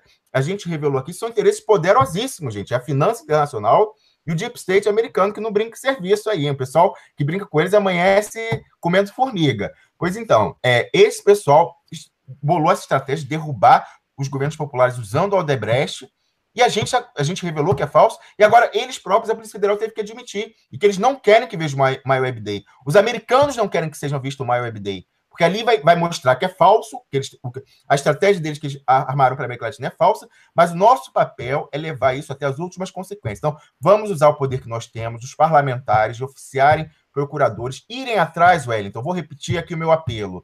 Por que os parlamentares do PT não oficiaram outro ofício? Não oficiaram ainda a Procuradora-Geral da República, Raquel Dodge, para que ela esclareça as circunstâncias da viagem clandestina dos procuradores de Curitiba para ouvir o Tacla Duran na Espanha. Uma fonte minha no MPF falou, isso tem tudo registrado. Você tem que ver lá as diárias que eles requisitaram, reserva de passagem, reserva de aeroporto. Eles queriam, relembrando só para quem não sabe, antes do Tacla Duran ser conhecido, eles mandaram um pedido para a Justiça Espanhola para ouvi-lo lá. Isso se faz através de um instrumento de cooperação internacional que se chama carta rogatória. Só que como eles não queriam que o presidente Lula se aproveitasse do que tem a dizer do Tacla Duran, eles mandaram isso clandestinamente, uma carta rogatória fantasma. O Ministério Público pediu e o juiz Sérgio Moro mandou. E aí agendaram. Era antes dele entrar na mídia, ninguém conhecia ainda Tacla Duran. E aí só que demora um tempo. E aí agendaram para dezembro, quando ele já tinha dado entrevista na Folha de São Paulo, já tinha falado com a CPMI da JBS. Então, as revelações foram feitas. E ao longo desse tempo, depois que ele se tornou conhecido, a defesa do presidente Lula pediu para ouvi-lo, Wellington. E aí o que aconteceu? O Sérgio Moro falou, não, eu não posso ouvi-lo porque eu não sei qual é o endereço dele na Espanha. Ele está lá, não tem como, ele é um foragido. Ora, se ele é um foragido, como que o Sérgio Moro, antes dele ser conhecido, tinha mandado uma rogatória clandestina fantasma, que não foi comunicada à defesa do presidente Lula? Então, isso ia cair em contradição. Então, o que aconteceu? A Justiça Espanhola marcou para 4 de dezembro essa oitiva, os procuradores estavam agendados, confirmados, o Tacla Duran foi à sala de audiência e os procuradores não apareceram, Wellington, porque seria a confirmação da fraude processual deles, das mentiras em série dos procuradores e do Sérgio Moro. E aí o Tacla Duran, a gente já fez o apelo aqui, ele tem esse documento da citação, junto com a carta rogatória. A gente falou, Tacla Duran, Rodrigo Tacla Duran, se você de fato está comprometido em desmascarar a farsa da Lava Jato, você não precisa entregar para a gente, como você tinha prometido desde dezembro. Você vá lá ao Twitter hoje, em vez de colocar publicar nota, o que está sendo feito agora na Lava Jato, você escaneie, pega uma foto com seu celular, tira a fotinho, coloca agora a rogatória, que essa é a prova definitiva expedida pelo Poder Judiciário da Espanha, de que o Sérgio Moro está cometendo fraudes processuais em série e tem que ser preso cautelarmente. Você tem essa prova na mão. Por que você não publica? Se você está comprometido com a luta contra a Lava Jato, você tem que publicar. E a gente insistiu, né, Wellington? Ele falou, esquece a rogatória, agora a onda é outra, vamos ver esse negócio. Não. A rogatória tem a ver, e a rogatória é o documento que você tem em mão e expedido pela... Então, se você não está querendo chegar a acordo lá com o pessoal de Curitiba e quer realmente detoná-los, você pega essa carta rogatória e publica no seu Twitter. É simples. Então, já não vamos depender dele, Wellington. Então, eu quero que os parlamentares do PT oficiem a Procuradora-Geral da República para que ela libere as informações dessas reservas, Wellington, das diárias, das reservas, das passagens, para comprovar a fraude processual. Porque eles vêm dizendo que ele é um foragido, mas eles tentaram cooperar e falar com o cara na Espanha. Então, foragido não é. Ele está cooperando com a justiça lá. Então, eu quero que, por um lado, mais uma vez, insto aqui publicamente, Tacla Duran, a publicar hoje no Twitter dele a carta rogatória fantasma, se ele de fato está comprometido em detonar a Lava Jato, mas também vamos, os parlamentares do PD, oficiar a PGR, primeiro, para impedir a destruição final da prova da inocência do presidente Lula e para pedir a prova das fraudes processuais dos procuradores e do Sérgio Moro para que eles sejam presos cautelarmente, Wellington, por obstrução à justiça e fraude processual. Pois é, inclusive, Rômulo, eu recebi aqui há pouco da Camila, nossa produtora, um link dizendo que o Nicolás Maduro teria feito um pronunciamento de que teria recebido provas emitidas pelo Tacla Duran que seriam demolidoras contra a Lava Jato. Eu quero que as pessoas fiquem atenção, vamos com muita calma nessa hora. Primeiro que eu não acredito que o Tacla Duran tenha enviado para a Venezuela. Segundo, porque eu não confio mais no Tacla Duran, certo? Só ele tem todo o direito de me provar o contrário. Eu estou doido para estar errado, tá? Mas, inclusive, eu acabei de mandar mensagem, enquanto você estava falando aqui, eu acabei de mandar uma mensagem para Tacla Duran, perguntando a ele se é verdadeira essa notícia, tá? Se é verdadeira essa notícia, que eu não quero aqui viajar na maionese, não. A gente não vai ver, eu não sou assessor de imprensa de Tacla Duran, nem Rômulus, e nem Carlos Krebs, nem ninguém do Duplo Expresso, tá?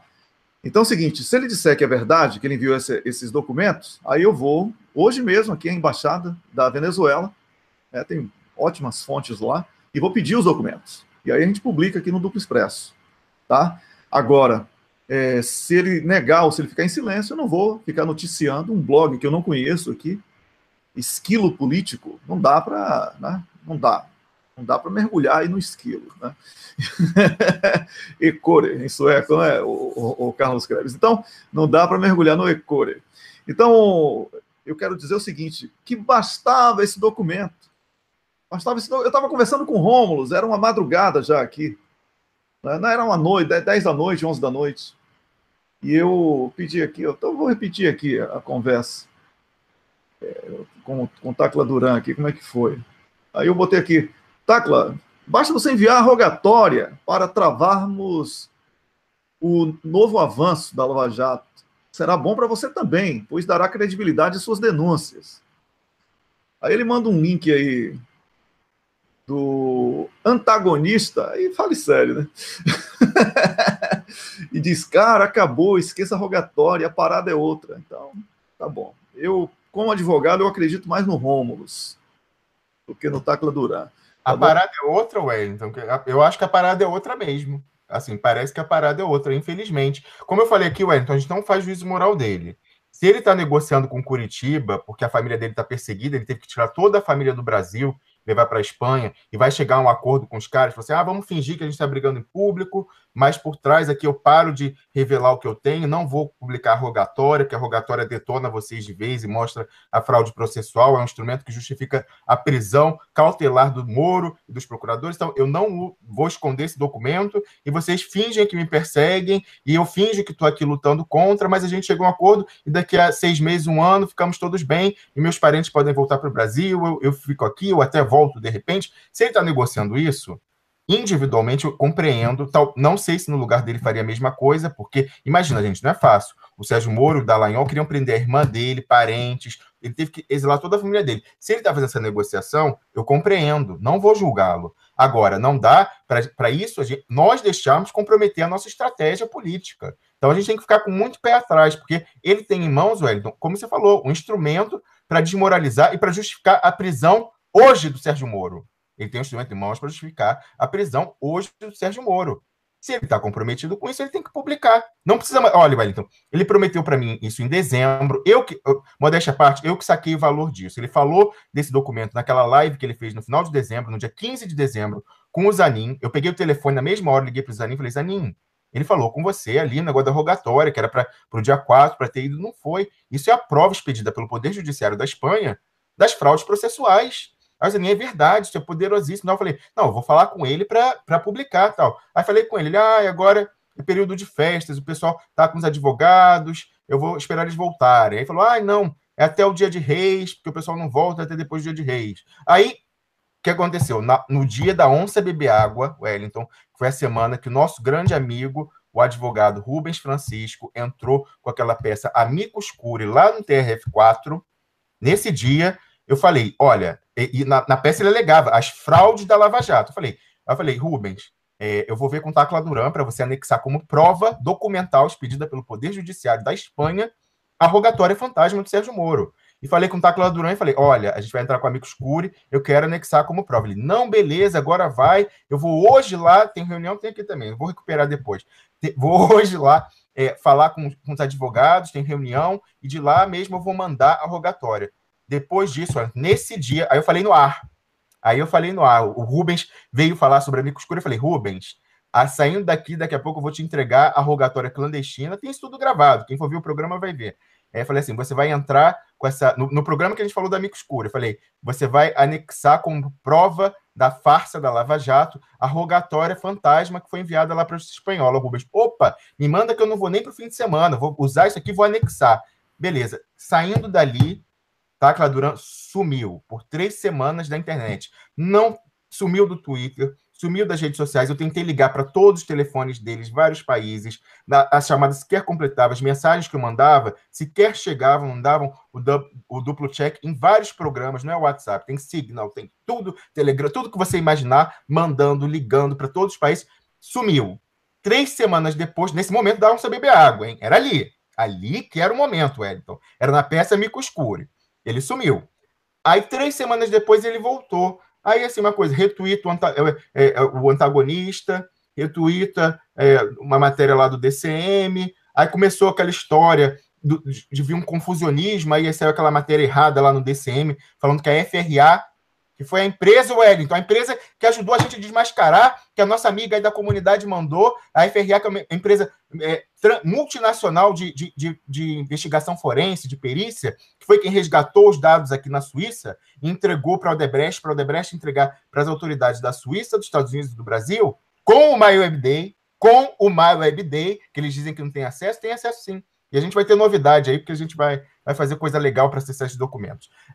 Mas, pois então, essa FRA, de repente surgiu lá um artigo no DCM falando que a FRA era uma empresa laranja do Odebrecht e que ela era corrupta, era um tentáculo do esquema de corrupção. Imagina, uma empresa americana enorme, com escritórios aqui na Suíça, na França, no Canadá, todos os lugares, contratada pela justiça americana para fazer investigação. Então vem confusionismo. O DCM já tinha contato com o Tacla Duran, eu identifiquei, suspeitei que ali tivesse, entendeu? Que o Tacla Duran estivesse passando a jogar casca de bananas para o lugar. Então, realmente, eu não confio mais.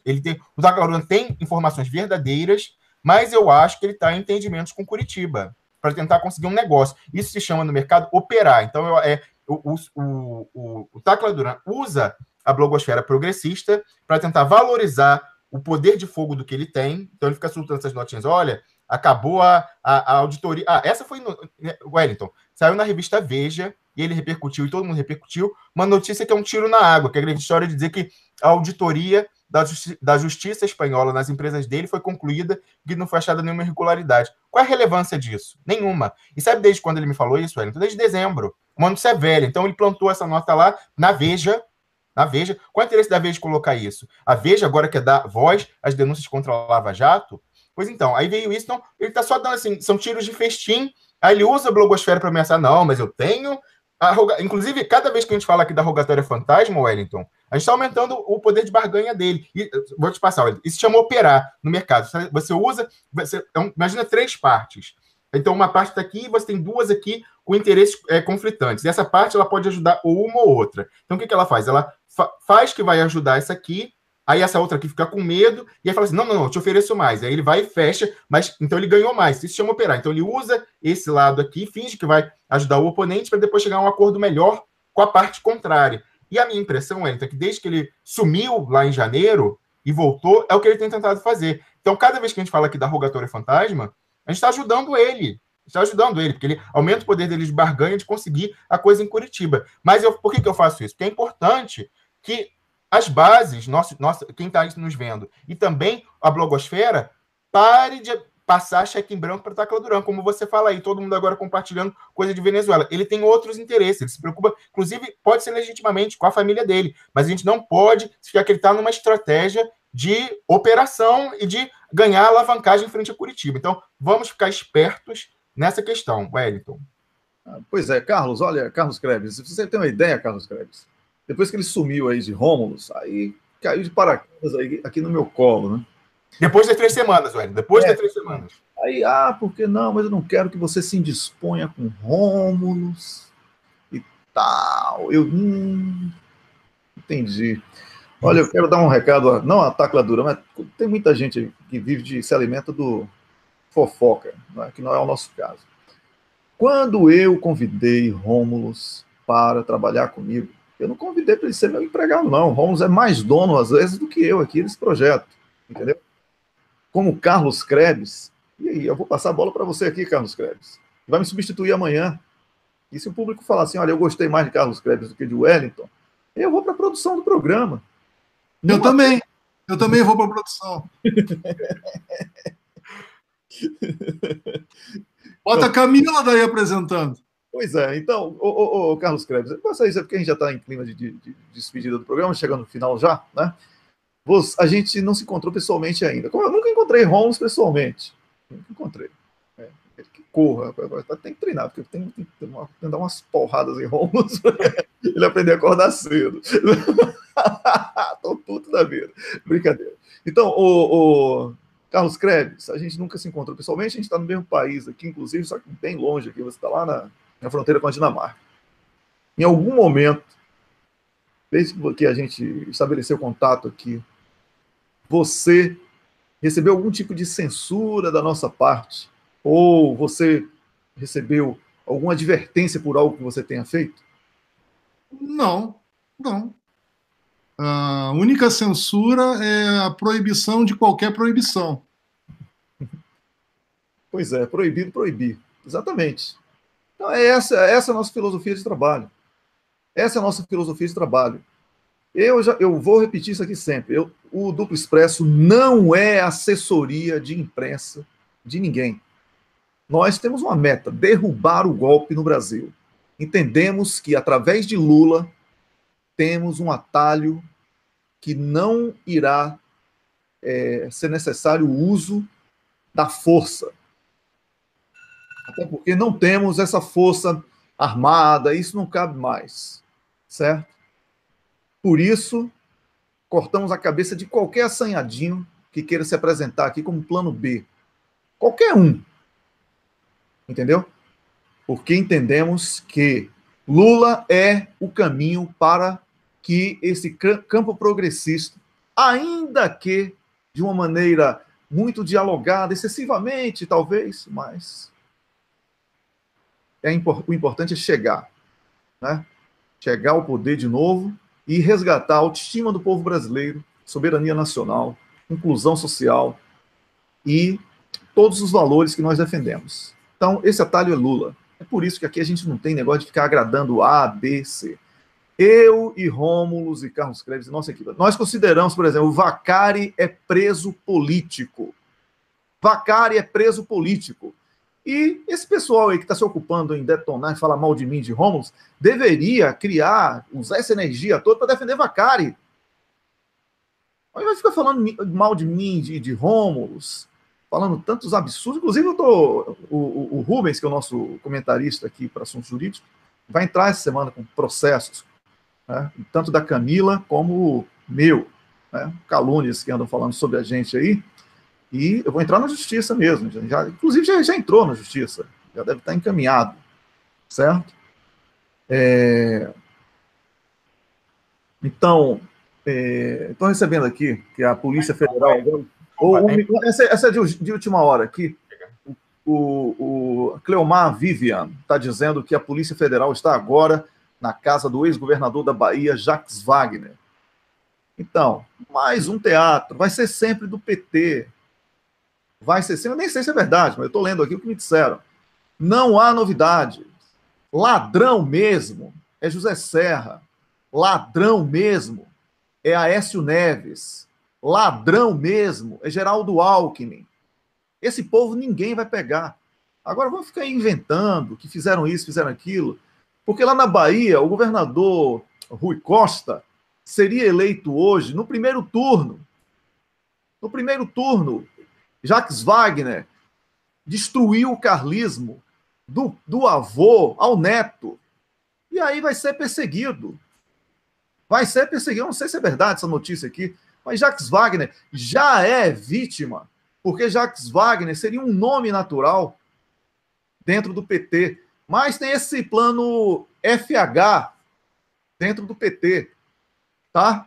Dentro não, fora. Não, com aquelas células que você sabe muito bem. Então, Carlos Krebs, para você tomar um gostinho aqui pelo debate, o buraco é mais embaixo, Carlos Krebs. O buraco é bem mais embaixo, bem mais fundo. Estava falando de alfabeto, né, ou do analfabeto político, né, Wellington? E estava enfatizando que não tem essa. A única letra do alfabeto é a letra L. De A a Z só se fala L. Se nós misturarmos todas as letras, só falaríamos o L. A mesma coisa, eu como arquiteto vejo nas cores. Vamos pegar um disco de Newton, colocar todas as cores, vamos botar para girar e só vai dar o branco. Só vai dar o Lula. É a única opção. Com certeza. É isso aí, Carlos Krebs. Wellington. Eu vou passar para você, Rômulo. Vou passar para você agora, você fica à vontade mesmo. Eu não estou com pressa nenhuma aqui, tá? E nem o Carlos Krebs, eu acho.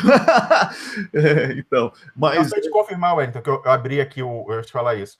Eu abri aqui o Brasil 247, tinha um link, parece que realmente está tendo uma operação, cartão vermelho vendo desvio lá na... E quem publicou foi o Fausto Macedo, que é um dos assessoria de comunicação da Lava Jato, dizendo que é para investigar superfaturamento da Fonte Nova, lá para a Copa.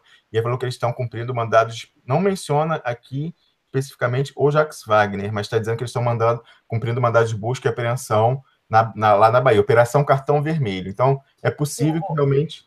Olha, Fonte Nova é construção aí, né, da OAS, certo? Da OAS, isso aí eu conheço bem. E, claro, outras empreiteiras estiveram no pacote. O que quer dizer, Wellington? O que quer dizer OAS, a sigla, o pessoal falava lá? OAS é Obrigado Amigo Sogro, certo?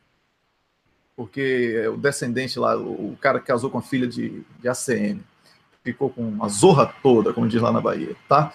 E aí, é o seguinte, é aquilo que a Patrícia Vauquier já falou, que Carlos Krebs, que é arquiteto aí, sabe, uma obra no papel é um preço, mas na hora de você executar essa obra, o tempo é outro, os empecilhos são outros, e com essa coisa ambiental aí, que tem um sapinho cor-de-rosa, que não pode morrer, porque senão o planeta Terra vai ser destruído, aí, meu irmão, toda a obra fica tão cara que você não tem noção.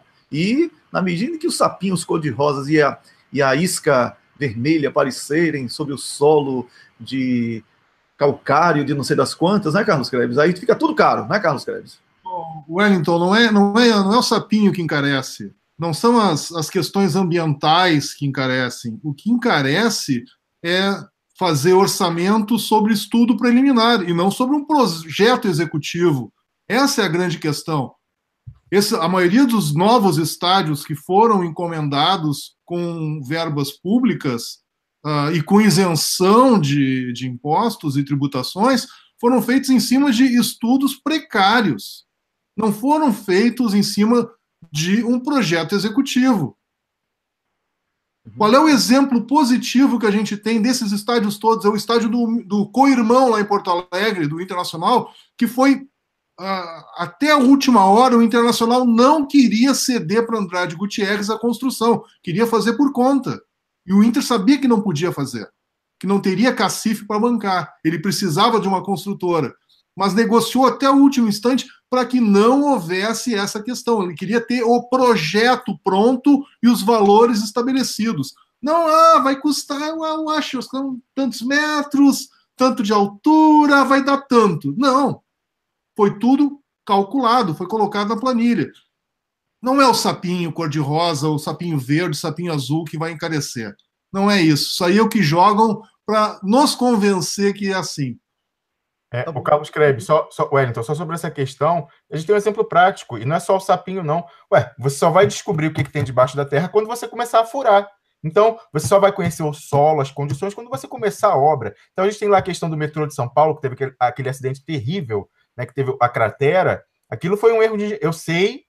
Eu sei por informação de dentro. Eles não se mas aquilo foi uma barbeiragem de engenharia, foi um erro de engenharia. Eles não fizeram a técnica que era para aquele solo. Então, eles só depois de começar a furar que viram que o solo tinha que tratar de uma maneira X e não Z, e tinha que ser mais caro. Então, você só vai saber o custo efetivo da obra quando você começa a fazer, e é normal que você encontre obstáculo. De repente tem uma pedra no meio, você tem que dinamitar a pedra. Você tem que fazer só depois que você começa a fazer que você vai descobrir o custo efetivo. Então, é normal. E a Patrícia Vauquel, ela trouxe os números. Ela não falou de orelhada. Ela trouxe 2 artigos, estão lá linkados na fala dela, eu coloquei os links, artigos em inglês, falando do mundo inteiro, o percentual de revisão, de aditamento, de prorrogação de prazo e de aumento na margem. É por isso, porque é normal, é de ser esperado que você faz um orçamento. Mesmo no Brasil ainda tem esse problema que o Carlos Krebs está apontado, de ser em estudos precários, não no projeto executivo. O projeto executivo já ia se aproximar um pouquinho mais. Mas nem isso, mas mesmo no projeto executivo, é normal que depois, de acordo com a realidade, coisas que você tem que fazer, às vezes, por exemplo, você está traçando no metrô, aí você encontra um obstáculo, você tem que fazer uma curva, em vez de fazer a linha reta, você vai, né, dar uma volta. Isso encarece a obra, é normal, é de ser esperado. E no Brasil eles criminalizaram isso com finalidade política, Wellington. Tá bom, quando eu falei do sapinho, é porque eu lembrei daquela obra lá da hidrelétrica, né, que Marina Silva disse que tinha a suruba das traíras, era uma coisa assim, né, que não podia, porque aí o planeta Terra iria ficar azul. Agora, eu queria saber onde é que anda Marina Silva com esse lance aí da empresa da Noruega, com dejetos químicos, não é? Lá no norte do Brasil. Ela se esconde nesses momentos, né, Marina Silva? Fadinha da floresta do Itaú, da floresta de grana, né? Então, Marina Silva é aquele tipo de pessoa que tinha tudo para dar certo, mas fez de tudo para dar errado e conseguiu, né, Carlos Krebs? É um negócio impressionante. E ela vem de novo, hein? Se deixarem, ela vem de novo, pegando uma agenda qualquer aí, criando um discurso e tentando enganar quem não deveria cair nesse conto. Com certeza. Ô Rômulo, agora para a gente concluir, eu vou pegar até aqui. Eu queria, para a gente fechar, eu queria trazer só umas breves notícias que eu vi aqui na manhã, porque são relevantes porque a gente estava conversando. Estava vendo lá no Brasil 247, um site legal para a gente ver as notícias, né? Eles têm uma redação grande, então eles colocam, eu vejo, uso e acho conveniente para a pessoa se informar do que está acontecendo. Mas a gente tem que analisar, a gente tem que ver a consequência, não é só dar a notícia e repercutir a grande imprensa, a gente precisa ver qual é a implicação disso para a nossa estratégia. Então eu vejo lá que está na capa do 247, Wellington, Barroso quebra sigilo, a principal notícia, Barroso quebra sigilo de investigação no esquema de Temer em Santos. Como eu já falei aqui, Wellington, eu sei de uma fonte insuspeitíssima, que é o Deltan Dallagnol, que o Barroso é o homem da Lava Jato no STF. Por que o ministro Barroso, não antes, mas agora, está indo em cima do Temer? Porque o Temer cortou o holofote da Lava Jato. O Temer recuperou o protagonismo dos poderes políticos, o parlamento e o executivo com o poder da caneta, determinou a intervenção federal, e a pauta, saiu já até estudo, Wellington, a pauta agora, as pessoas querem saber de combate ao tráfico de drogas, de combate à insegurança pública. Ninguém quer mais saber de Lava Jato, cansou, gente, 3 anos, ninguém quer mais saber disso. Então o pessoal está ansiando por essa nova pauta, que é a intervenção federal lá no Rio de Janeiro, e a violência, você pode ser estendido para outros estados, etc. Aí, por que ele está fazendo isso? Ele está tentando recuperar o protagonismo, que é colocar o Temer na defensiva. O Barroso, isso aqui é a maior passação de recibo, o Barroso em cima do Temer agora, e não antes.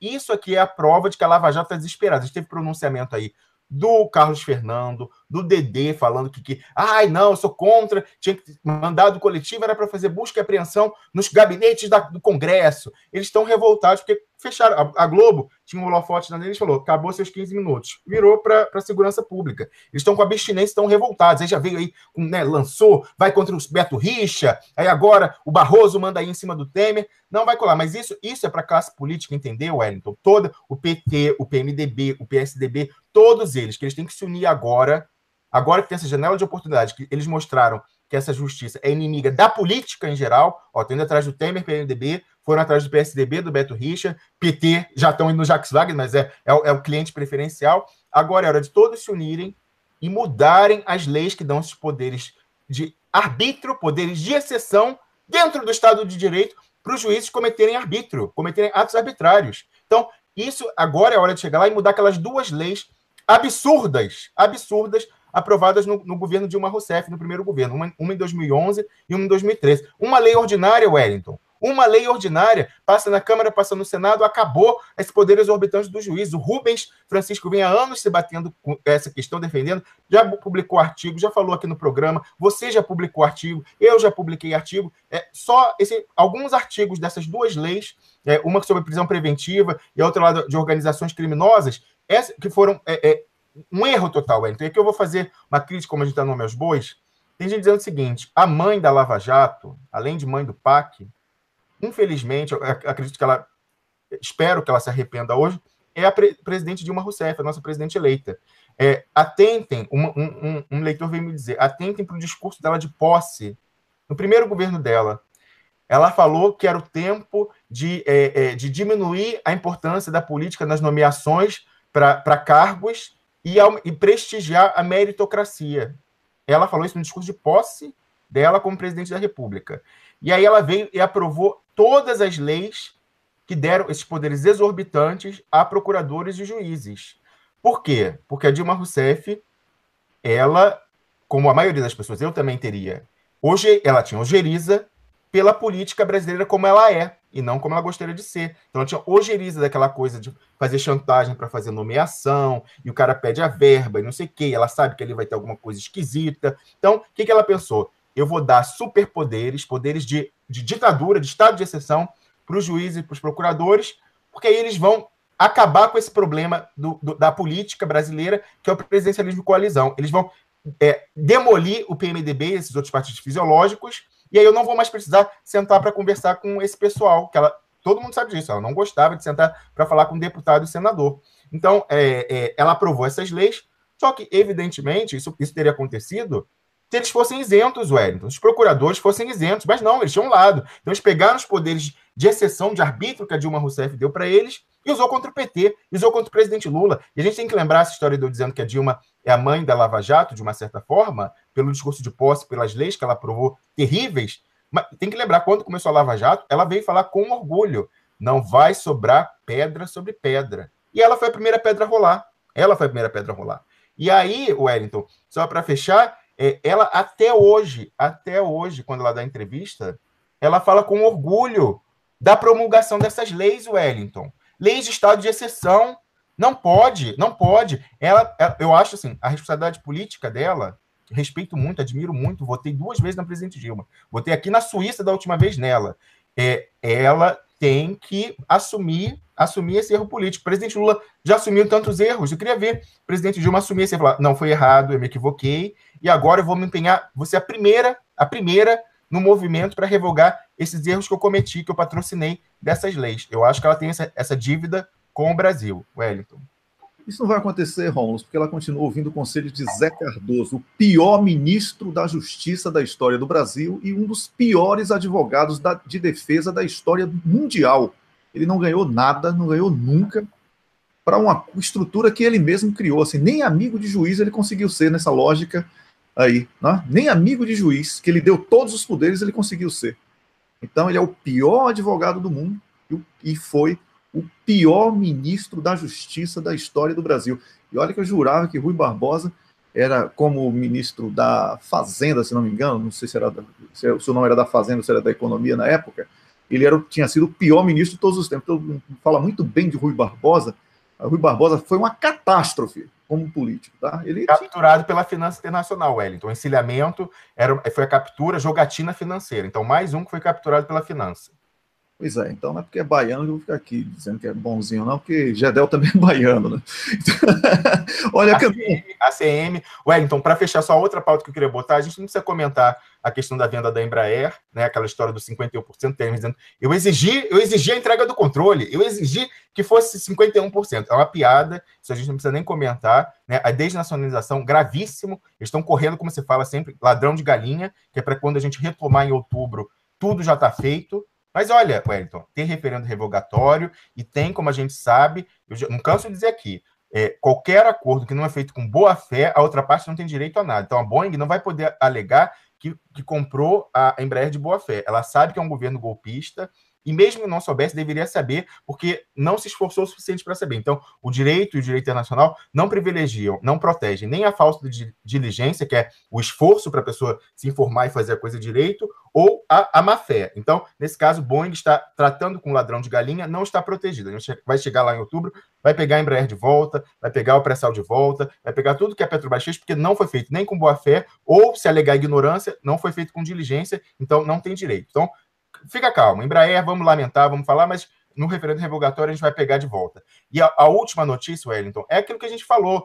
O pessoal burro ficou falando, não faz sentido essa história de dizer que essa intervenção federal é para colocar o Temer como candidato, porque a gente falou que desde o início o Temer é um morto-vivo político, ele está além da possibilidade de salvação, mas ele quer criar um candidato da lei e da ordem. E eles vão tentar fabricar para entrar na dividida com Bolsonaro e com Alckmin. Eles querem alguém que chegue ao segundo turno desse projeto. Então, tem a notícia hoje que o Temer colocou um general na defesa e pegou o Raul Jungmann, que foi quem esteve à frente dessa articulação aí, para esse tal do Ministério da Segurança Pública, que é o novo. Essa é a peça da marketagem. Então, fiquem de olho, ele já transferiu o título eleitoral dele para o Rio de Janeiro, não tem nada a ver com o Rio de Janeiro, ele é lá de Pernambuco, já veio para o Rio de Janeiro, está dizendo que vai disputar o governo do Estado, mas eu acho que é mais que isso.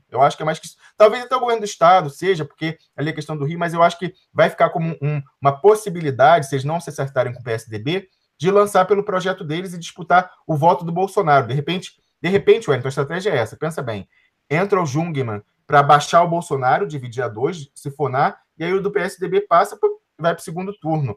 De repente, a estratégia é essa, entrar para dividir ali aquele voto de extrema-direita. Então, é evidente, a estratégia é essa. O Temer nunca... Isso é diversionismo. Quando lá o barqueteiro fala, ele vai fazer a reeleição, isso é o corta-luz. Quem entende de esporte sabe, é o corta-luz. Na verdade, eles vão lançar outro. Talvez um general, pegar o general Heleno, né, que tem se pronunciado aí, pegar o Temer, pegar o Mourão, pegar essas pessoas, ou o próprio Braga Neto, de repente, eu acho que não, o Braga Neto parece uma pessoa muito responsável, Wellington, mas pegar uma pessoa, que é o responsável lá pela intervenção, mas pegar uma dessas forças do prende e arrebenta, eu faço e aconteço, para entrar e dividir, porque eles não querem Bolsonaro. O Bolsonaro, gente, os primeiros que desprezam o Bolsonaro é a elite das Forças Armadas, acham ele um boçal, uma pessoa sem nenhuma base, nenhum estudo. Então, eles só vão para o Bolsonaro em último caso. Assim, se for Lula e Bolsonaro no segundo turno, aí eles vão para o Bolsonaro. Mas fora isso, eles não querem o Bolsonaro, eles querem um candidato articulado, como eles acham o Mourão articulado, falam isso, que é uma pessoa que estudou muito. O general Heleno, eles acham articulado.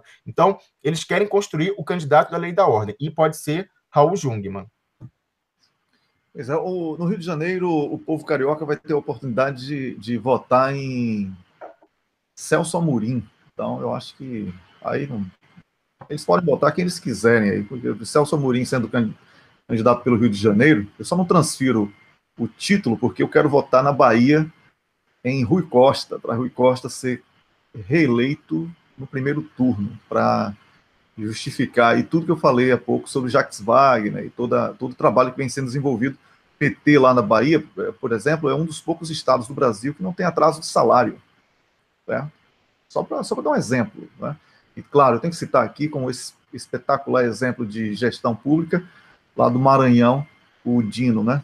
Flávio Dino, é covardia. Assim, é tudo de bom e mais um pouco. Tem aqui recados da Camila, que a Patrícia Padilha, Toninha Bispo, José de Souza Lima, Thaís Santos, Cleomar Vivian e também Ana Pombo estão assistindo a nossa transmissão. Eu sou grato a você.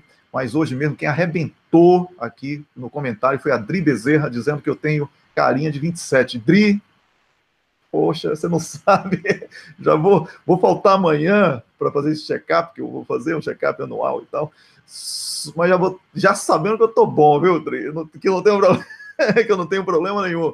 Muito obrigado. Wellington, Cleomar Vivian é um dos que ficou pegando no nosso pé a coisa do Haddad. Ele adora o Haddad, mas ele falou ontem no Twitter, botou, você tem que parar de falar, vai falar de Lava Jato, a gente vai voltar.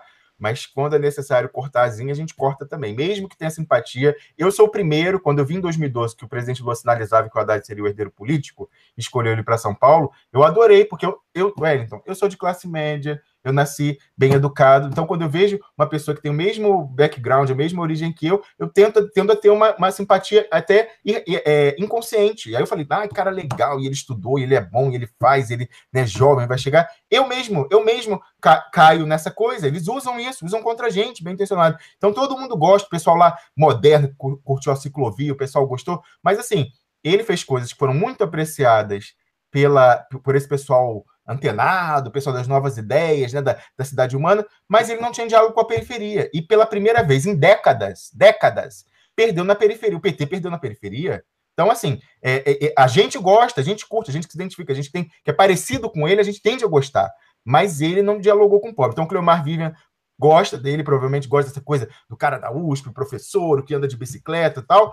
Mas o Cleomar Vivian falou isso, mas depois ele falou, apesar de vocês pegarem no pé do Haddad, não vou parar de assistir o Duplo Expresso. Então, abraço, Cleomar Vivian, vamos ter divergências, essa foi a primeira, mas vamos ter outras também, e é isso, tem que respeitar e você tem que entender a nossa posição. Muitas coisas que a gente sabe, a gente não fala aqui, mas quando a gente entra numa dividida, Wellington, é porque a gente tem certeza, a gente não é leviano, e a gente já aprovou ao longo dos meses aí, Wellington, todos os episódios difíceis que nós entramos, o acordo Eduardo Cunha e Sérgio Moro, nós sofremos pressões de parlamentares, Wellington, parlamentares da oposição, para não falar sobre Eduardo Cunha. A gente bateu o pé, eu chorei aqui no ar, vocês vão lembrar disso, chorei aqui no ar, acho que é 20 de dezembro, falando das pressões que eu nunca esperei, me decepcionei bastante com isso, tem um pessoal ali que está alguma coisa com Eduardo Cunha.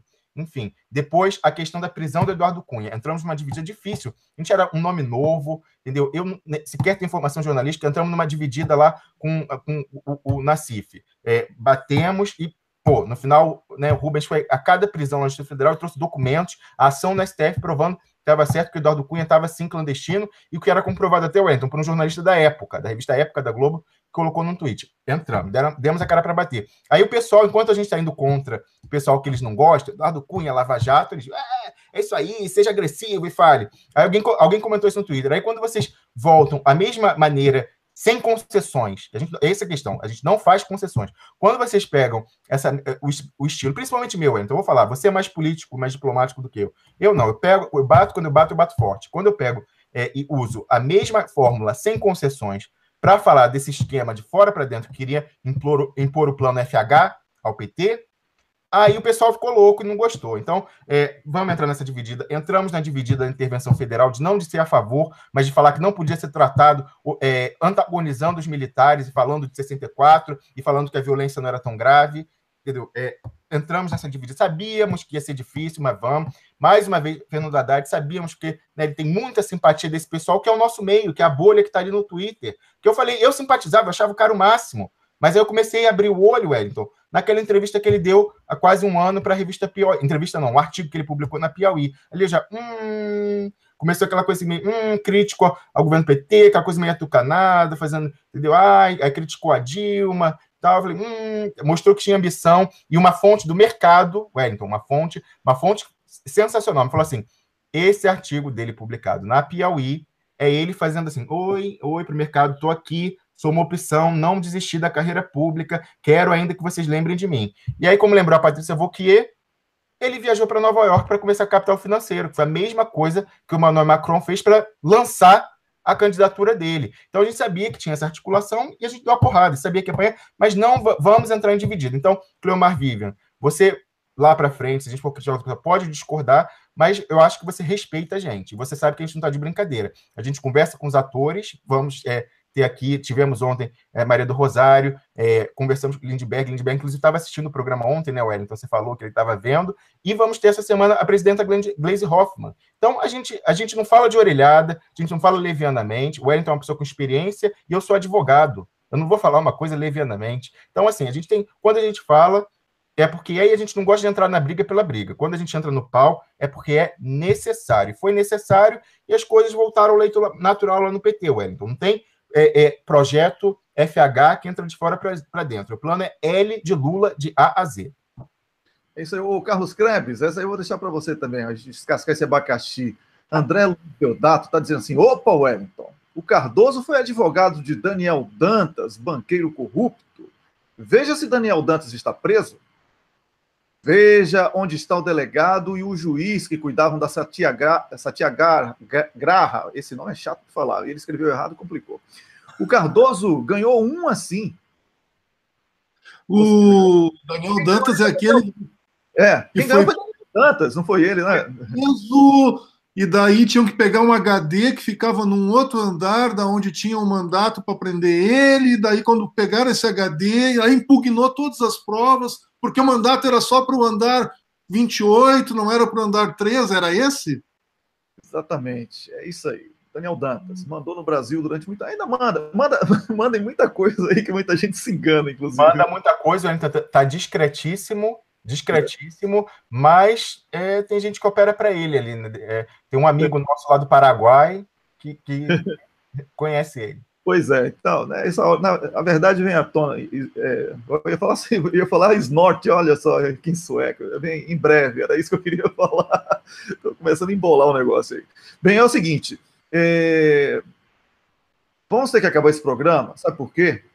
Porque a Donise Meirelles, que assiste a gente todos os dias também, ela já está aqui competindo com a Adri Bezerra, dizendo que eu acho que eu tenho carinha de 25. Aí daqui a pouco eu vou virar bebê aqui, então antes que eu vire uma criança, a gente tem que acabar esse programa. Quem é o cocô do dia para você, Carlos Krebs? Para mim é o analfabeto político, aquele que não sabe ler o abecedário. E é tão fácil, só tem uma letra. Exatamente. Eu vou dar Carlos Krebs, vou dar duas opções. Pode ser L ou pode ser Lê. Porque lá no meu sertão, para o caboclo ler, tem que aprender outro ABC. Isso aí. O J é Gi, o L é Lê. Então, pronto. Ou você vota no L ou no Lê. Então, você escolhe. Rômulo, quem é o cocô do dia para você? Olha, Wellington, o cocô do dia é o esquema que querem pôr de fora para dentro a capitulação ao PT. Então, esse esquema forte aí. Eu quero dizer que é a traição, os que estão traindo e os que estão comprando a traição. Esses, para mim, são o cocô do dia. Tá bom. Então, o cocô do dia, para mim, vai ser a Lava Jato, certo? Que é uma operação corrupta e que tem lado. A justiça deveria ser séria. Justiça que fica perseguindo desafetos e que protege corruptos, né? No caso específico aí do PSDB, não é uma operação séria. Então, o cocô do dia... Ô, Carlos Krebs, eu não preciso se preocupar com música, então não estou colocando mais a musiquinha no final, mas aqui o cocô do dia, para mim, foi a Lava Jato, para o Carlos Krebs, o analfabeto político, para o Rômulo Maia, como é o nome daquele cidadão? A Silvério dos Reis, né? Então, Joaquim Silvério dos Reis. Isso, Joaquim Silvério dos Reis, que fica aí dentro falando de outras letras no alfabeto que só tem Lê e L. Desautorizados pelo PT, como disse Maria do Rosário, deputada ontem. Exatamente. Então, tá tudo dito. Eu sou grato. Olha, quero agradecer a Camila, nossa produtora, por mais um programa maravilhoso. Quero agradecer a Rômulus, a Carlos Krebs, que esteve aqui hoje. Carlos Krebs amanhã me substitui, eu não vou estar aqui, tá? Mas vocês vão adorar o programa, com certeza. Eu vou assistir logo em seguida, vou estar ocupado, tem uma coisa aqui agendada. Paulo Gamba, Wellington, amanhã Paulo Gamba entra com vídeo? Eu vou conversar com ele ainda hoje. Amanhã tem Paulo Gamba e é provável que a gente tenha Beatriz Vargas, tá? Então Beatriz Vargas com o Paulo Gamba aqui. Não confirmei ainda com ela. Inclusive, você que tem que entrar em contato aí, Rômulo, já que é você que vai conduzir essa coisa aí, tá bom? e o Paulo Gamba, que é o nosso comentarista de política internacional. Daqui a pouco também eu vou falar com ele para deixar tudo pronto, com a Camila e a equipe, Carlos Krebs, desejo boa sorte amanhã. Rômulus é que vai ter que fazer a abertura do programa, e passando a bola para você. E é um prazer para mim, né, que esse projeto aqui, ainda bem que eu tenho essa possibilidade de me ausentar por um dia ou por mais até, e manter essa qualidade, onde eu vou estar muito interessado em assistir. E não é um programa que era feito por mim e pela Camila. Começou só comigo, depois virou eu e Camila, depois veio o Carlos Krebs, aí depois todos os outros colegas, alguns já se foram, outros continuam aqui com a gente, mas todos com o empenho de trazer o melhor. Então, muito obrigado, é um prazer muito grande estar aqui. Carlos Krebs, por favor, acorde Rômulus às 6 da manhã amanhã, tá bom? E fique conversando com ele até a hora do programa, para ele não perder a hora. E já vou dando a dica, tá bom? Camila também. Muito obrigado a você que acompanha o nosso trabalho. É sempre bom estar aqui. Eu sou o Wellington Calazans, falei a partir de Estocolmo, capital da Suécia. Apresentei o programa hoje com Carlos Krebs, que está em Malmö, também aqui na Suécia, e Rômulus Maia, que está em Berna, capital da Suíça. Programa que teve o João Vicente Goulart e o Carlos Krebs como comentaristas, mas o Carlos Krebs também hoje participou como apresentador e dando aí a opinião sobre temas diversos, além da área dele de comentário, que é arquitetura, design e empatia. Wellington, eu adoro o Carlos Krebs porque ele é muito sarcástico. É dos meus. Carlos Krebs é dos meus. Pois é, então vamos continuar em linha aqui, mas offline, tá bom? Para acertar algumas coisas do programa de amanhã. Obrigado por hoje a você. Amanhã, às 6 da manhã, Rômulus Maia estará de volta com o Carlos Krebs. Eu sou o Wellington Calazans, como já falei, eu volto na quarta-feira. O programa volta amanhã, às 6 da manhã. Um grande abraço e até lá.